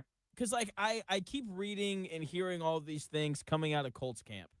And I kind of feel like we need to like slow down just like a little bit, you know? Okay. We can do a little fact or fiction if you want. So, yes, that sounds great. So, I want to start with Daniel Jones.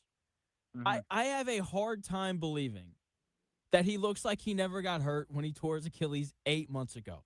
I don't believe that, like, he looks I don't believe that he doesn't look good because of everything that we've seen from practice playing against that secondary. It looks like he's playing well.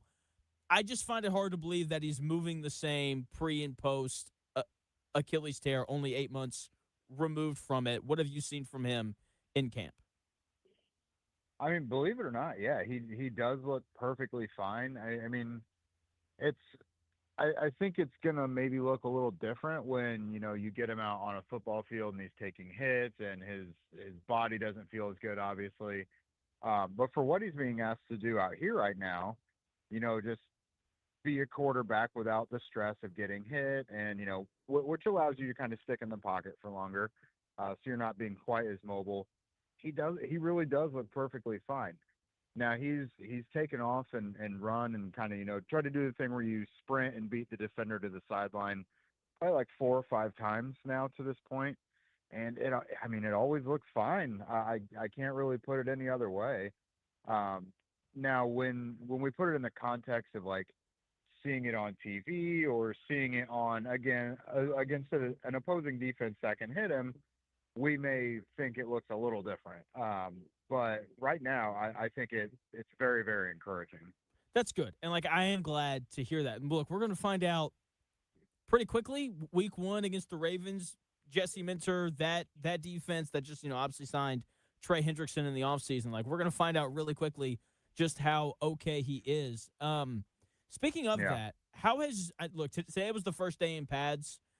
Just listening to Steichen afterwards, it seemed like they did a lot of individual drills, but did you get to see much from Jalen Travis, the guy who's going to start at right tackle for us likely this season? Yeah, I think he and Latu are kind of going back and forth quite a bit this summer so far. They've had some good battles. I haven't really noticed anything overly positive or negative one way or the other for Travis quite yet. Like you mentioned, it is the first day, so we'll see much more. And I definitely like to see the linemen going one-on-one against each other, which we'll hopefully get to see that here pretty soon. But no, I haven't seen him with any like major gaffes or anything like that. I also haven't seen him like pancake anyone or like anything that really got my eyes open either, but I'm sure he's doing perfectly fine. Kind of in my world, if you don't really have to think about a specific offensive lineman, it's probably a good thing. Yeah, that's how I feel about it. Like it's kind of like a safety. Like if you notice Cam Bynum, it's probably either really good or really bad. If you don't notice him at all, he's just kind of doing his job. Joined by Jake Arthur, who does a great job covering the Colts on the Locked On Colts podcast. You can also read him at coltsroundtable.io. So sticking with the offensive line here, how excited are you to do media days with Quentin Nelson again? Because I'm sure he's just your favorite guy to talk to.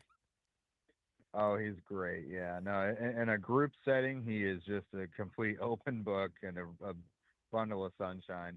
No, he's definitely a guy where if you need something of consequence from him, or you want to catch him at like a high point, you're probably going to need to go get him one-on-one in the locker room where he's not being asked to like perform and keep himself together, and he could speak how he wants to and everything like that. But yeah, in a group setting, I don't really think that's Quentin's favorite place that he'd rather be. There's two clips in his media availability. One, he almost drops an F-bomb, and you see him stop in the middle. It's so That's funny. normal. That's normal. It's so great. And then someone asked him a question. He just goes, "Feels great," and just moved on. I was like, oh, all right, Quentin. Thanks. Yep. Thanks for that answer. No, man.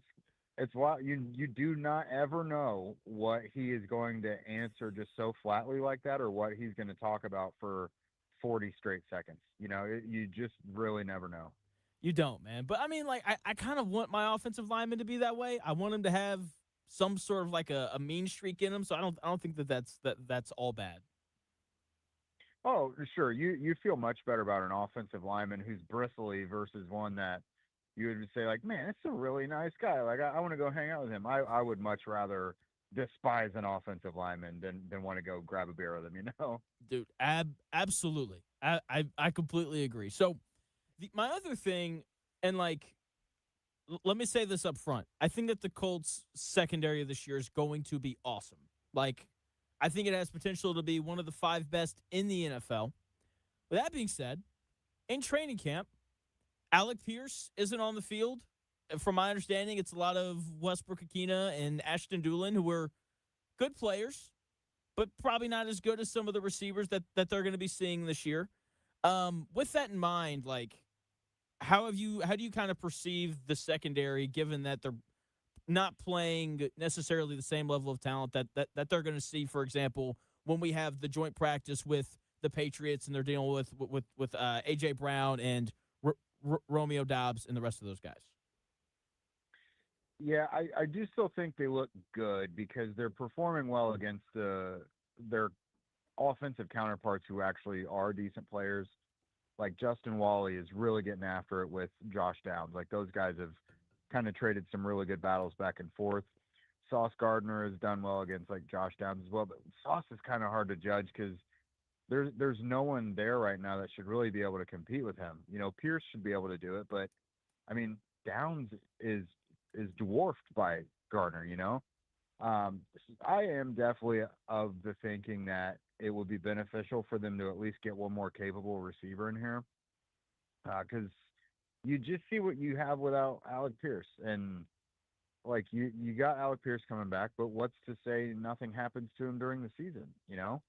If this is the receiver core you're trotting out there, it's not good enough. I think probably Laquan Treadwell has probably gotten the most reps at outside receiver among anybody, alongside Ashton Doolin. Westbrook-Akina has gotten there a little bit, and really Westbrook-Akina is, other than Josh Downs, is the only other receiver here in this group that's kind of been there and done that. And even still with him, it's been a couple years. Like he was a total non-factor in Miami last year. But yeah, like, are we expecting Laquan Treadwell to become this butterfly in like year 10? What are we doing? Like, there are some guys still out there.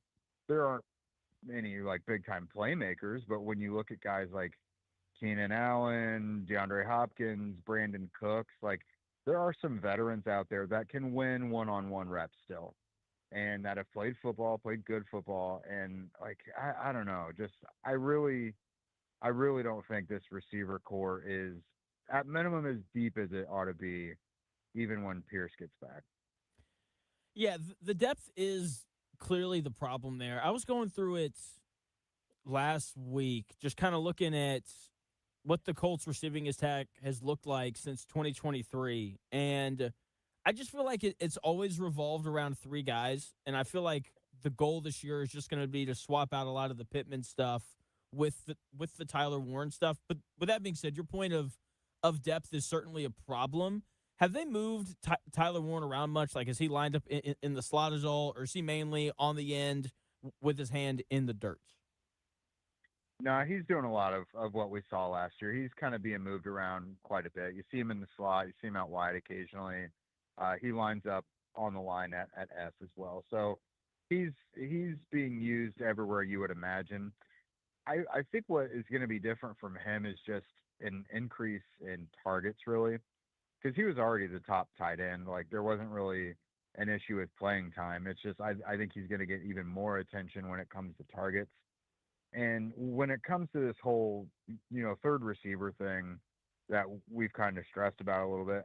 I just don't even know at this point if they're gonna have many three receiver sets. Like they'll trot it out there occasionally, but I think they might live in one and two receiver sets, running the heck out of the football and using multiple tight ends. I just don't know if it's stressing them out as much as it is some of the rest of us, but Yeah. they don't seem too concerned. Yeah, I'm not overly concerned about it either. Like I just like it is a problem, the lack of depth. No doubt about that. I just think there are other things that I'm a little more concerned about. Again, joined by Jake Arthur from Locked On Colts, and you can read him at coltsroundtable.io. You can follow him on X at Jake Arthur NFL.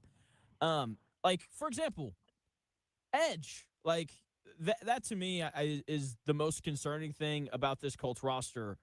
And I don't know if you've seen the Jadeveon Clowney contract in Houston, but it's 1 year, $5.5 million guaranteed. I think it gets up to $8 million if he hits all of his bonuses.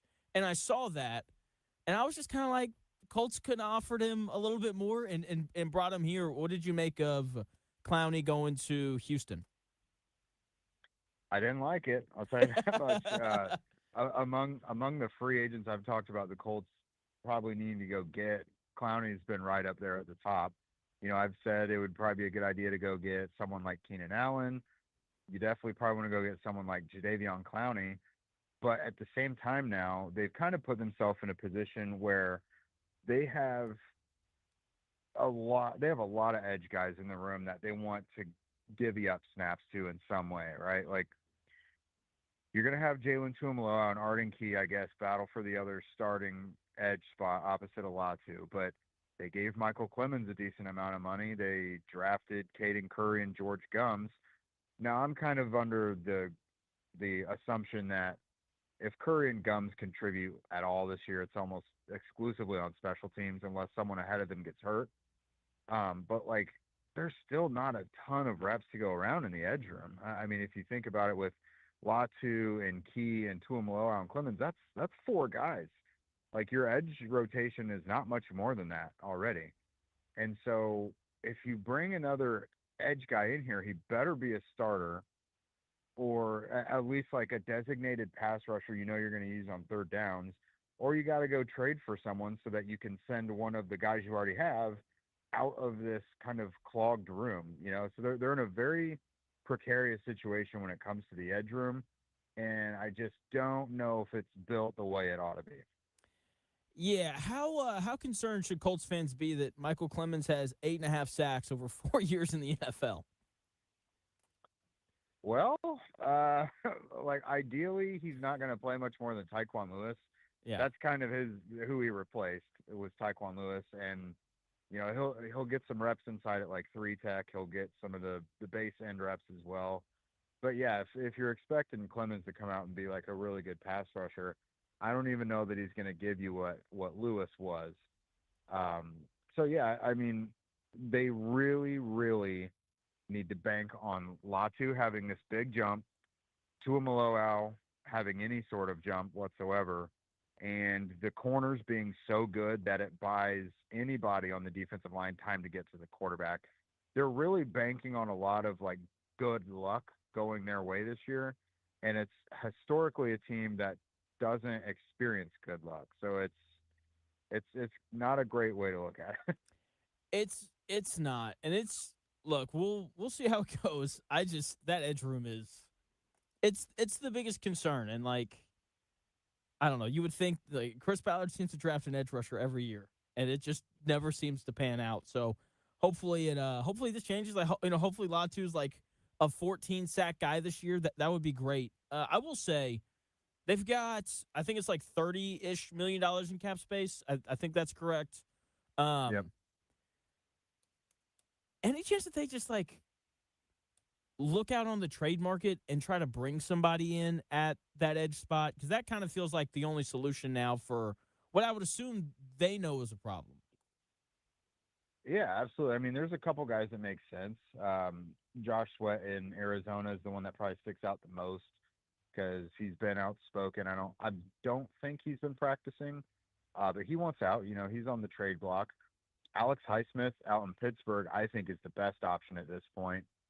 They've got T.J. Watt. They've got the other guy Herbig that they paid big money to this offseason, and so it kind of makes Highsmith the third edge rusher. He's been as productive and consistent as the other guys in the last few years, really. So Highsmith is kind of in a weird spot to where he makes a lot of sense to get traded away. And if I'm the Colts, I'm on that trail. Like, financially, you can afford it. If Pittsburgh needs you to send an edge to soften the blow, you can send Tuamaloau, you can send whoever to make it feel better other than Latu. But that trade seems quite doable, unless for some reason they want a first-round pick, which you don't have. The Highsmith's not worth a first, but you could give up like a third for him. Like, he's a good player. You could give up a third for him and like attach a player to it. Like, I think it's a very doable trade right there. Okay, sounds good. Joined by Jake Arthur, who does a great job covering the Colts. You can hear him by listening to the Locked On Colts podcast. You can read him at coltsroundtable.io as well. So today after practice, Shane Steichen talked a little bit about Seth McGowan and how he looked good in pads, physical runner, all those things. When I'm looking at the backup running back competition between him and Giddens, I just feel like they're not pulling Jonathan Taylor off the field to give Seth McGowan some carries. So my concern, and I feel like that position battle is really going to be decided by how they look in pass protection and in their ability to catch the football out of the backfield. How have Giddens and McGowan kind of fared in that area? Yeah, without a doubt, I think that's going to be huge. Their involvement on special teams and what they're able to do on third down. I would definitely say McGowan has got the edge there. The first couple days, Giddens really struggled to catch the ball consistently. I think he had like 2 or 3 drops, and 2 of them were like egregious. They were like little swing passes from the quarterback where he was wide open with a lot of room to run, and he just flat out dropped them. Now, in the last 2 practices, he's done better. I don't think he's dropped anything. But McGowan has just looked. It's almost like you have to talk yourself into Giddens. Like, he has talent, and you're like, okay, if he gets it and he works on this and that, then he's going to be a really solid player. With McGowan, you just see it and you understand it right away. There's like no wasted movement with him. He's a north-south runner. He's a violent runner. He's just always got his legs churning. When he catches the ball, it seems natural. We haven't really seen much from either guy in pass protection yet. Again, they haven't really started those one-on-ones. So we'll see that kind of stuff soon. But both guys are being tried out on the kick return team as well, because they need to find a way to make the backup running back useful on game days so that they don't have to go do like Amir Abdullah or anyone again.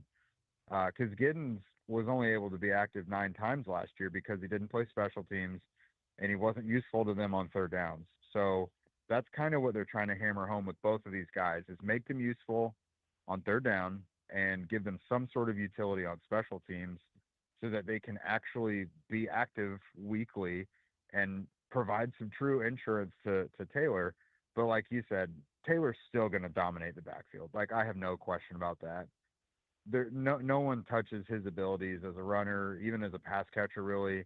And he's probably their best in pass protection too. So really, when I've seen this running back battle unfold, I've just come away saying Taylor's going to dominate the touches and the reps once again. Yeah, and he should. He's one of the 5 best running backs in football. Yeah. Oh, man, I had a question, and then you started talking about Jonathan Taylor, and I completely forgot what I was going to ask. That's okay. Oh, I got it. So you're talking about special teams. I know one of the hopes for Deion Burks when the Colts drafted him was to look at him as maybe a kick/punt returner. I know, and before camp started, we had you on, and you mentioned, like, it's him and Gould. Like, if one of those guys can return kicks, there's a chance that the other doesn't make the roster. How is all of the kick and punt return stuff looking? Yeah, it's looking interesting so far. They're trying a lot of guys on the kick return team. Punt return, it seems like Burks is a little more involved. He's part of that rotation on kick returns as well.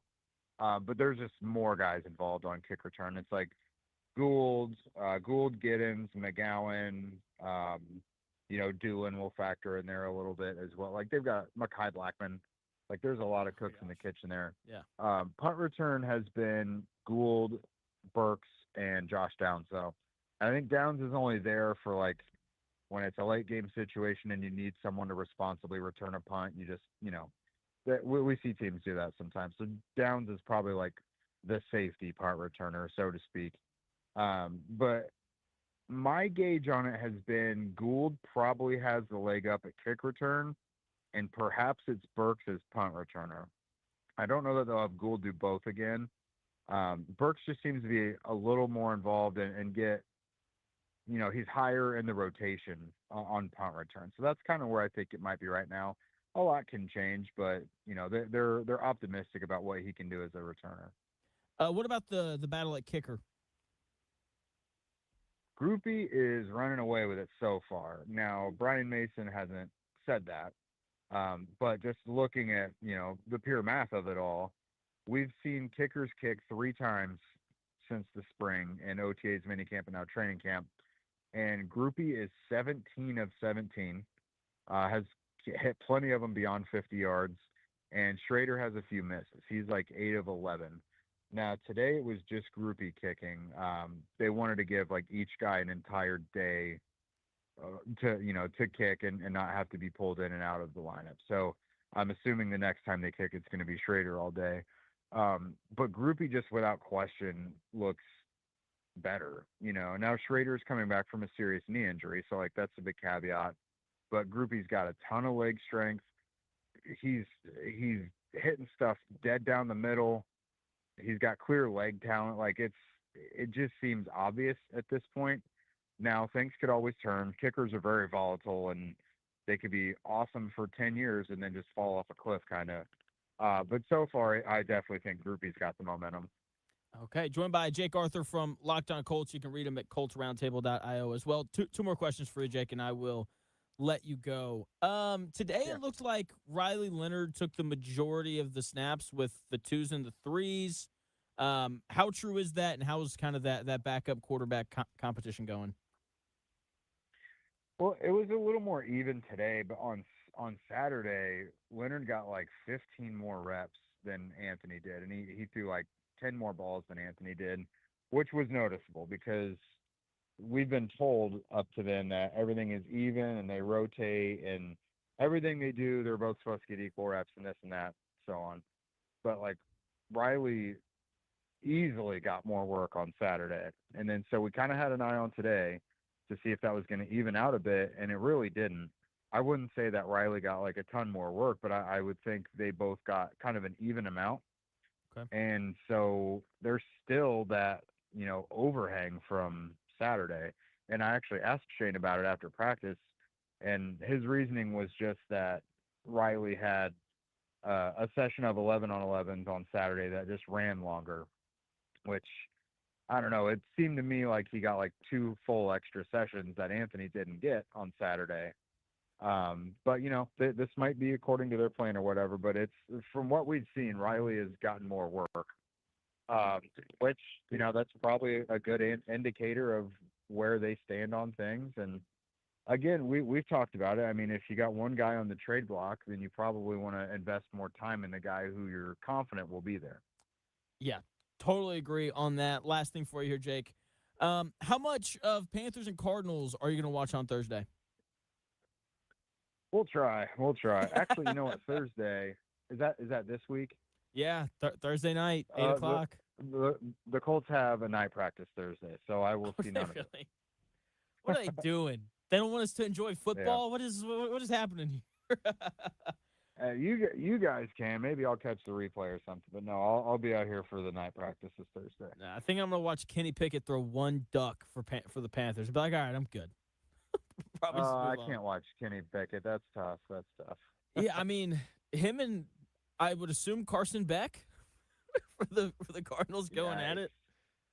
I've seen Carson Beck recently enough, and I've seen Kenny Pickett just enough for his career. That's a tough one. Yeah, it's not great. Not great at all. But hey, football's almost back. Joint practice with the Patriots. That's early next week, isn't it? Yep, next week, I believe Tuesday is a practice, Thursday is a game. Okay, and that's in New England, so you won't be at that, I would assume.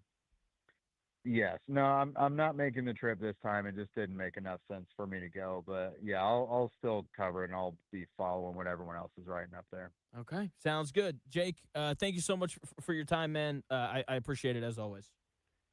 Of course. Thanks for having me, bud. You got it. That is Jake Arthur. Check him out on X at Jake Arthur NFL. Does a great job covering the Colts. You can check out Locked On Colts and ColtsRoundtable.io as well. A lot going on with the Colts. A lot going on in baseball as well. Tariq Skubal traded to the Dodgers. MLB fans are upset. You shouldn't be. I'll tell you why in 3 minutes.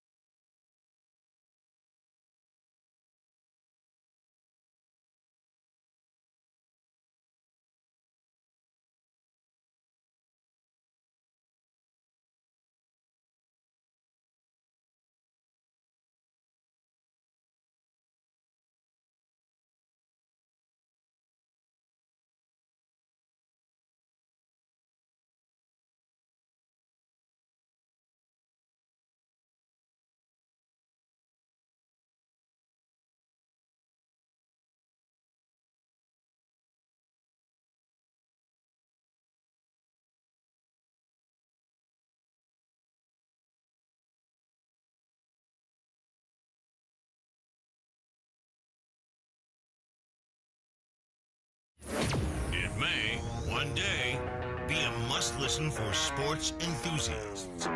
Yeah, and monkeys might fly out of my butt. Uh-oh. The real Jonathan Smith Show. On Indy Sports Ticket 1430 AM, 93.9 HD2, and always on the free Indy Sports Ticket app. Baseball fans are whining and crying because the Los Angeles Dodgers found a way to get better. So now everyone's mad at the Dodgers and the current Major League Baseball salary cap rules. I think you should just get over it. Seriously, I mean, get over it and ask your favorite team to offer something better than the Dodgers offered for Tariq Skubal. Okay, the Dodgers are only doing what we all want our favorite teams to do in every single sport. They're doing everything they can to win games. Do the current cap rules need tweaking in Major League Baseball? Maybe. I don't like how the Dodgers can just defer money down the line.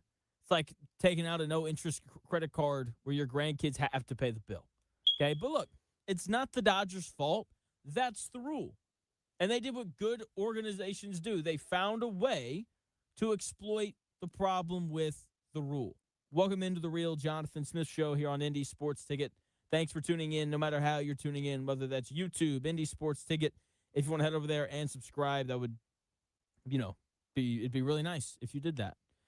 You can also watch the show on X__Jonathan Smith to follow me there and watch the show there. You can also listen on the Indy Sports Ticket app or 14:30 a.m. if you're driving around the Indianapolis area. So, Tariq Skubal to the Dodgers, and he's on the Dodgers because they went out and got him. And they didn't even give up that much for him. They basically bought a mansion for the price of a starter home. The Dodgers gave up 3 minor league prospects for Tariq Skubal. They gave up River Ryan, who's currently a 28-year-old AAA pitcher with a 4.46 ERA, who's coming off of Tommy John surgery. Wouldn't call him a very desirable prospect. Brady Smith is a 21-year-old Class A pitcher who is expected to arrive in the big leagues 3 years from now in 2029. And they got Zahir Hope, a 21-year-old AA outfielder who is expected to arrive in 2027. They didn't give up that much. And there were 28 other teams that could have offered more if they wanted to. I was hoping that the Cubs would. They ended up pitching or trading for Kevin Gausman. I can't remember if that was earlier today or late last night. But they're in desperate need for more pitching. Skubal came available. He was clearly the best guy. And for whatever reason, the Cubs didn't think he was worth more than what the Dodgers gave up for him. Okay? You can't blame the Tigers. They just took the best offer.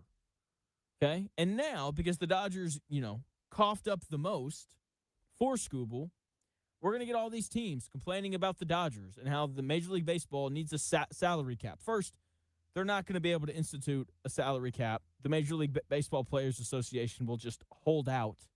And, they're stubborn. It's one of the better. It's the best Players Association in sports. It's one of the strongest unions that you'll find out there, period. And so, look, they'll just hold out. They don't care. What they need is a salary floor. All of these teams are making money while they sit around and never try to be good. I'm sure all of the Reds, Rockies, White Sox, and Pirates fans out there are tired of their teams being terrible while the owners of those said teams, they're just raking in the money while doing nothing to improve the team. They're treating their franchises like personal piggy banks instead of competitive sports teams. Those are the teams that are the problem in Major League Baseball. Not teams like the Dodgers that are trying to win. Not teams like the Padres who they'll pay just about anything to be good. Not teams like the Yankees who are going out of their way to buy players and to acquire them. Okay? The teams that are always at the bottom of baseball should be punished for not trying to put a winning product on the field. Not the Dodgers for trying to win. Do they have an advantage because they have more money? Yeah, absolutely. But it's baseball. It's not that big of an advantage. If it was, then teams like the Rays would be terrible every single year. But somehow, some way, they find a way to be tough and scrappy, and they usually put a pretty good product out there on the field. Okay? The problem is the cellar dwellers in Major League Baseball, not the Dodgers, who are just doing everything that they can to win. Okay, speaking of doing everything that they can to win, Colts decided not to go out and pick up Jadeveon Clowney. Now he's going to play for the Texans. It's a problem. It's a problem for the Indianapolis Colts having to deal with that guy. Now when they play the Texans, you're going to have to deal with Danielle Hunter, Will Anderson Jr., and Jadeveon Clowney. while your starting quarterback has a torn or had previously had a torn Achilles that he's working his way back from. What happens if Daniel Jones struggles at the start of the year? I think it's a real possibility, and I just want to work through the exercise with you in about 3 minutes.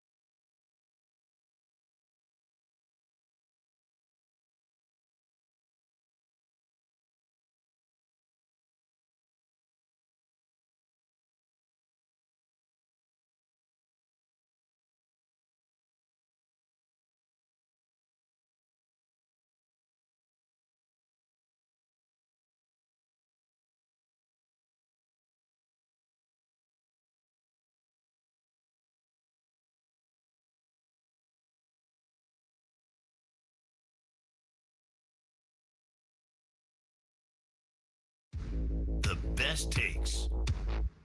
Maybe. The Real Jonathan Smith Show on Indy Sports Ticket 1430 AM, 93.9 HD2, and always on the free Indy Sports Ticket app. Passing out a little bit more settled down juice on this Monday. I know Daniel Jones is made of steel, but have we stopped to consider, like, what if he struggles early in this NFL season? Because that is, without a doubt, in the realm of possibilities. He is coming off of a torn Achilles. In 2022, the best year of his career, he was really good. Or he was good. I don't know about really good. He was good. And then 2023, he stunk. It's the reality of it.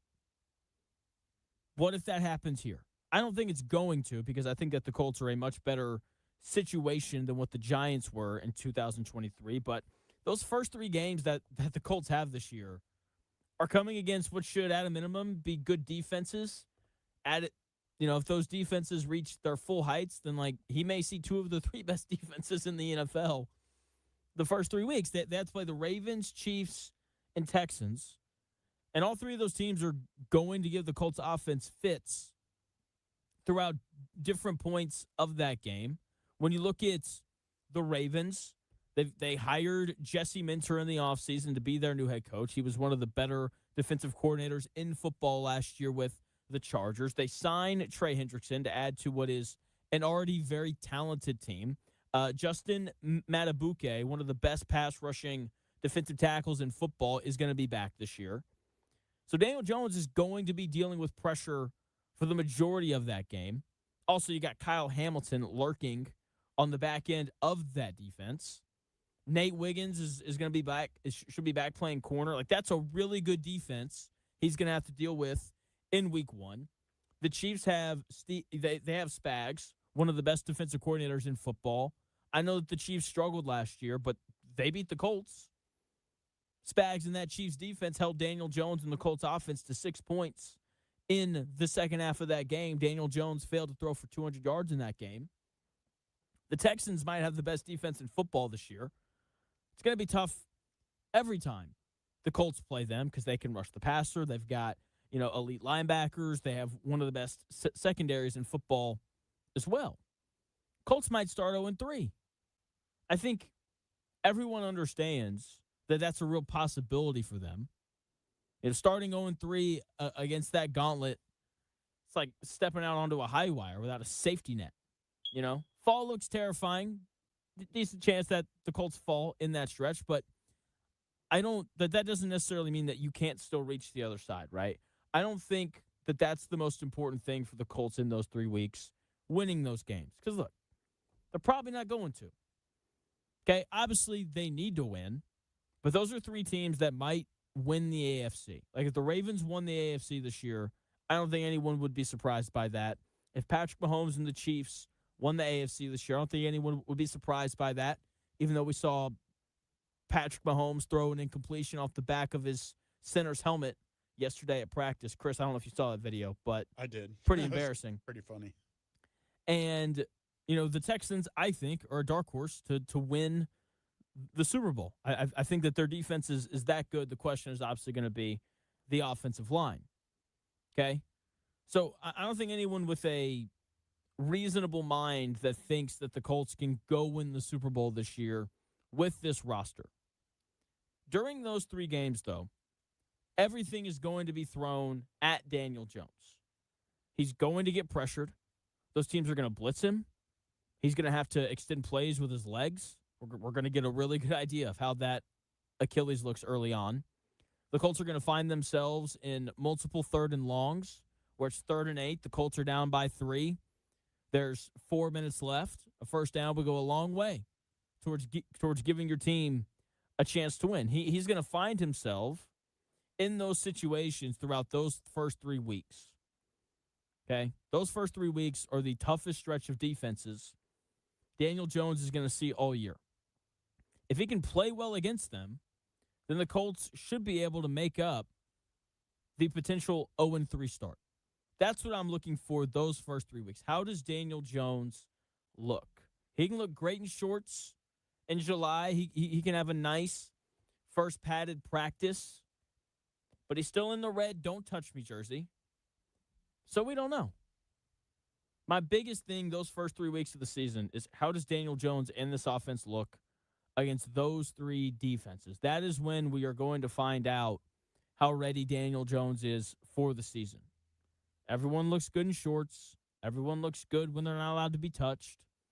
But at some point, you have to take that red jersey off and face live bullets. Okay, training camp is like practicing sword play with wooden swords. But September, that's when steel actually clashes. Okay, that's when we'll find out how Daniel Jones is going to look this season.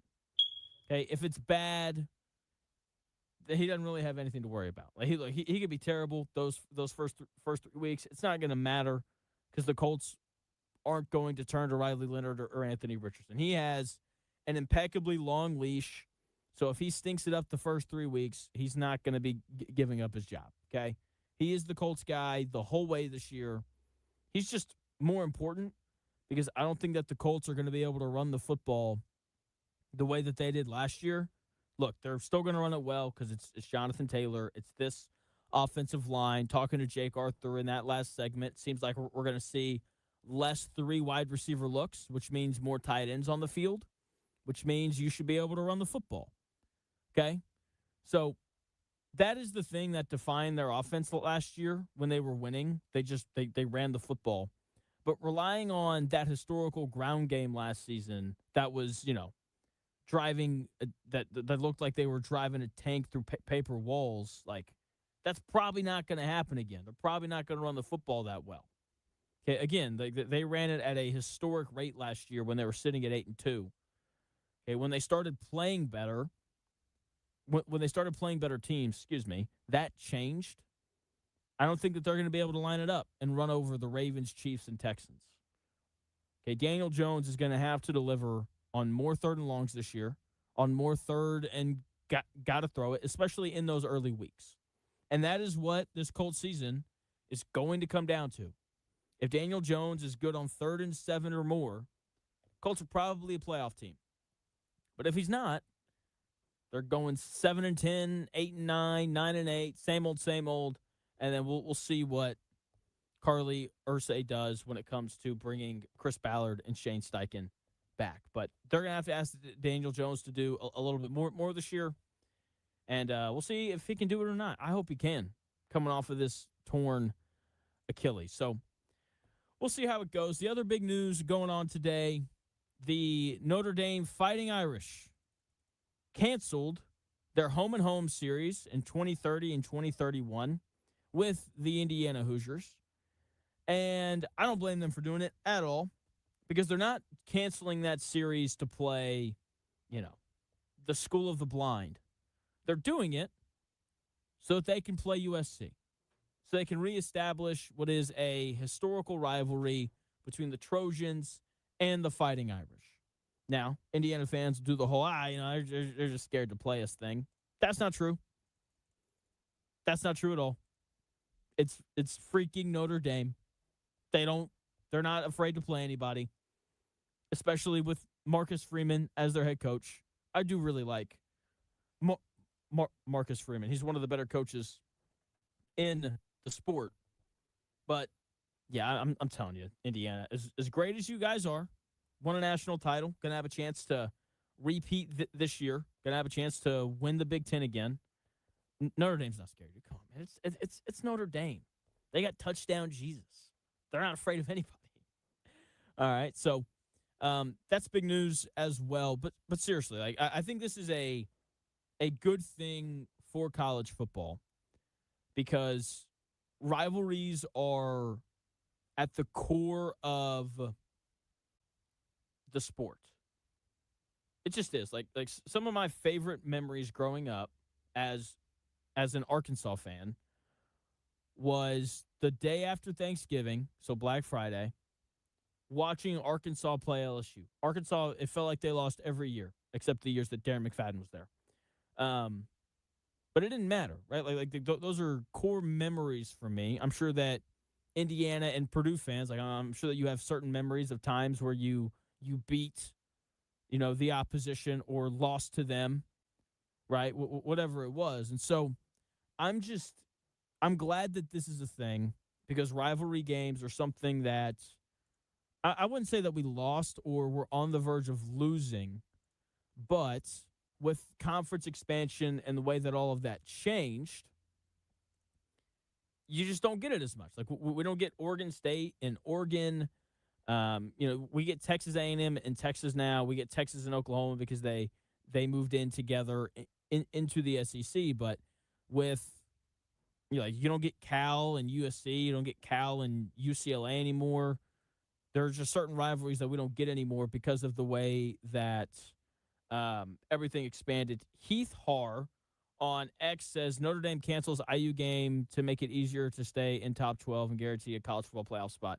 No, I don't think that's why they did it. I think that they just wanted to play USC because that's one of their rivals. They were trying to find a way to extend that contract that they had with USC last year. That they weren't able to come to any sort of an agreement. They finally did, and it cost Notre Dame the IU game. That's just the reality of it. Given Indiana's history, decent chance that Indiana's happy about it.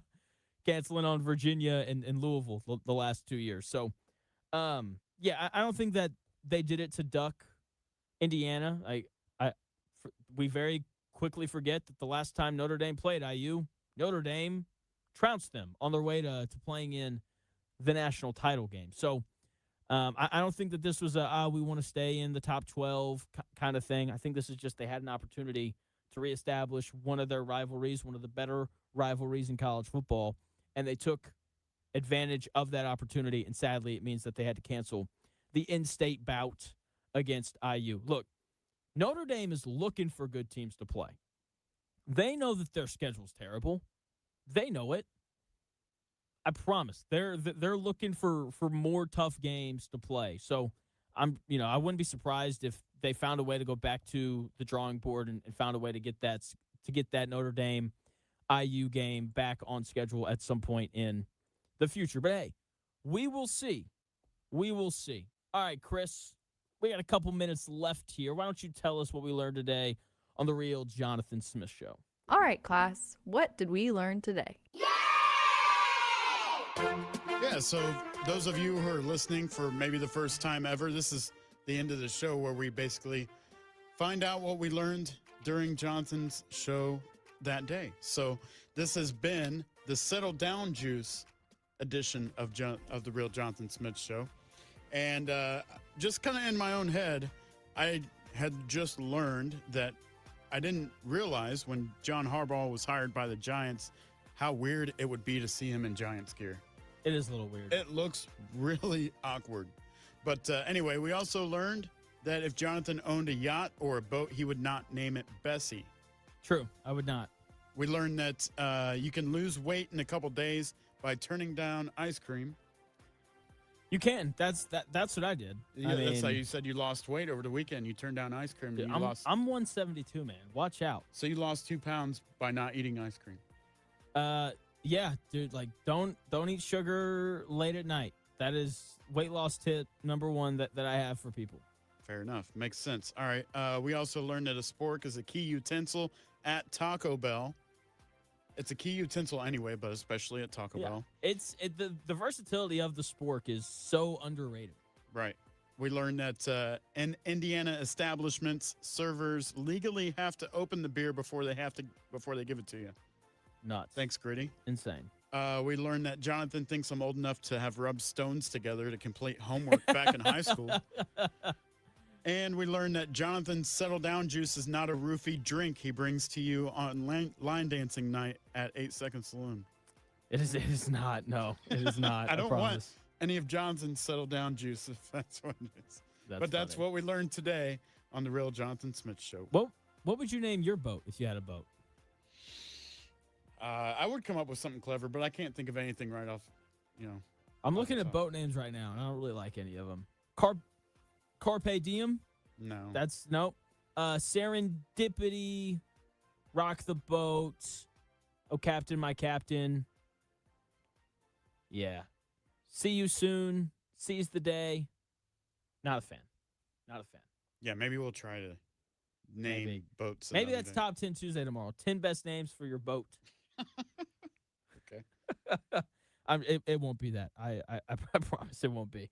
Oh, man. All right. Thank you so much for tuning in to the Real Jonathan Smith Show today. No matter how you tuned in, YouTube, X, the Indy Sports Ticket app, or 1430 AM. If you'll do us a favor, go subscribe on YouTube. Again, that's Indy Sports Ticket. That would be great for us. Thank you again for tuning in. We really appreciate it. The show's growing, which is great. Hopefully it continues to do so as we get closer and closer to football season. Your show does not need Blue Chew. My show does not need Blue Chew. It grows on its own. It grows on its own. We're all good. We're all good. Oh, man. What a way to end the show. Thank you guys again for tuning in. We'll talk to you tomorrow starting at noon.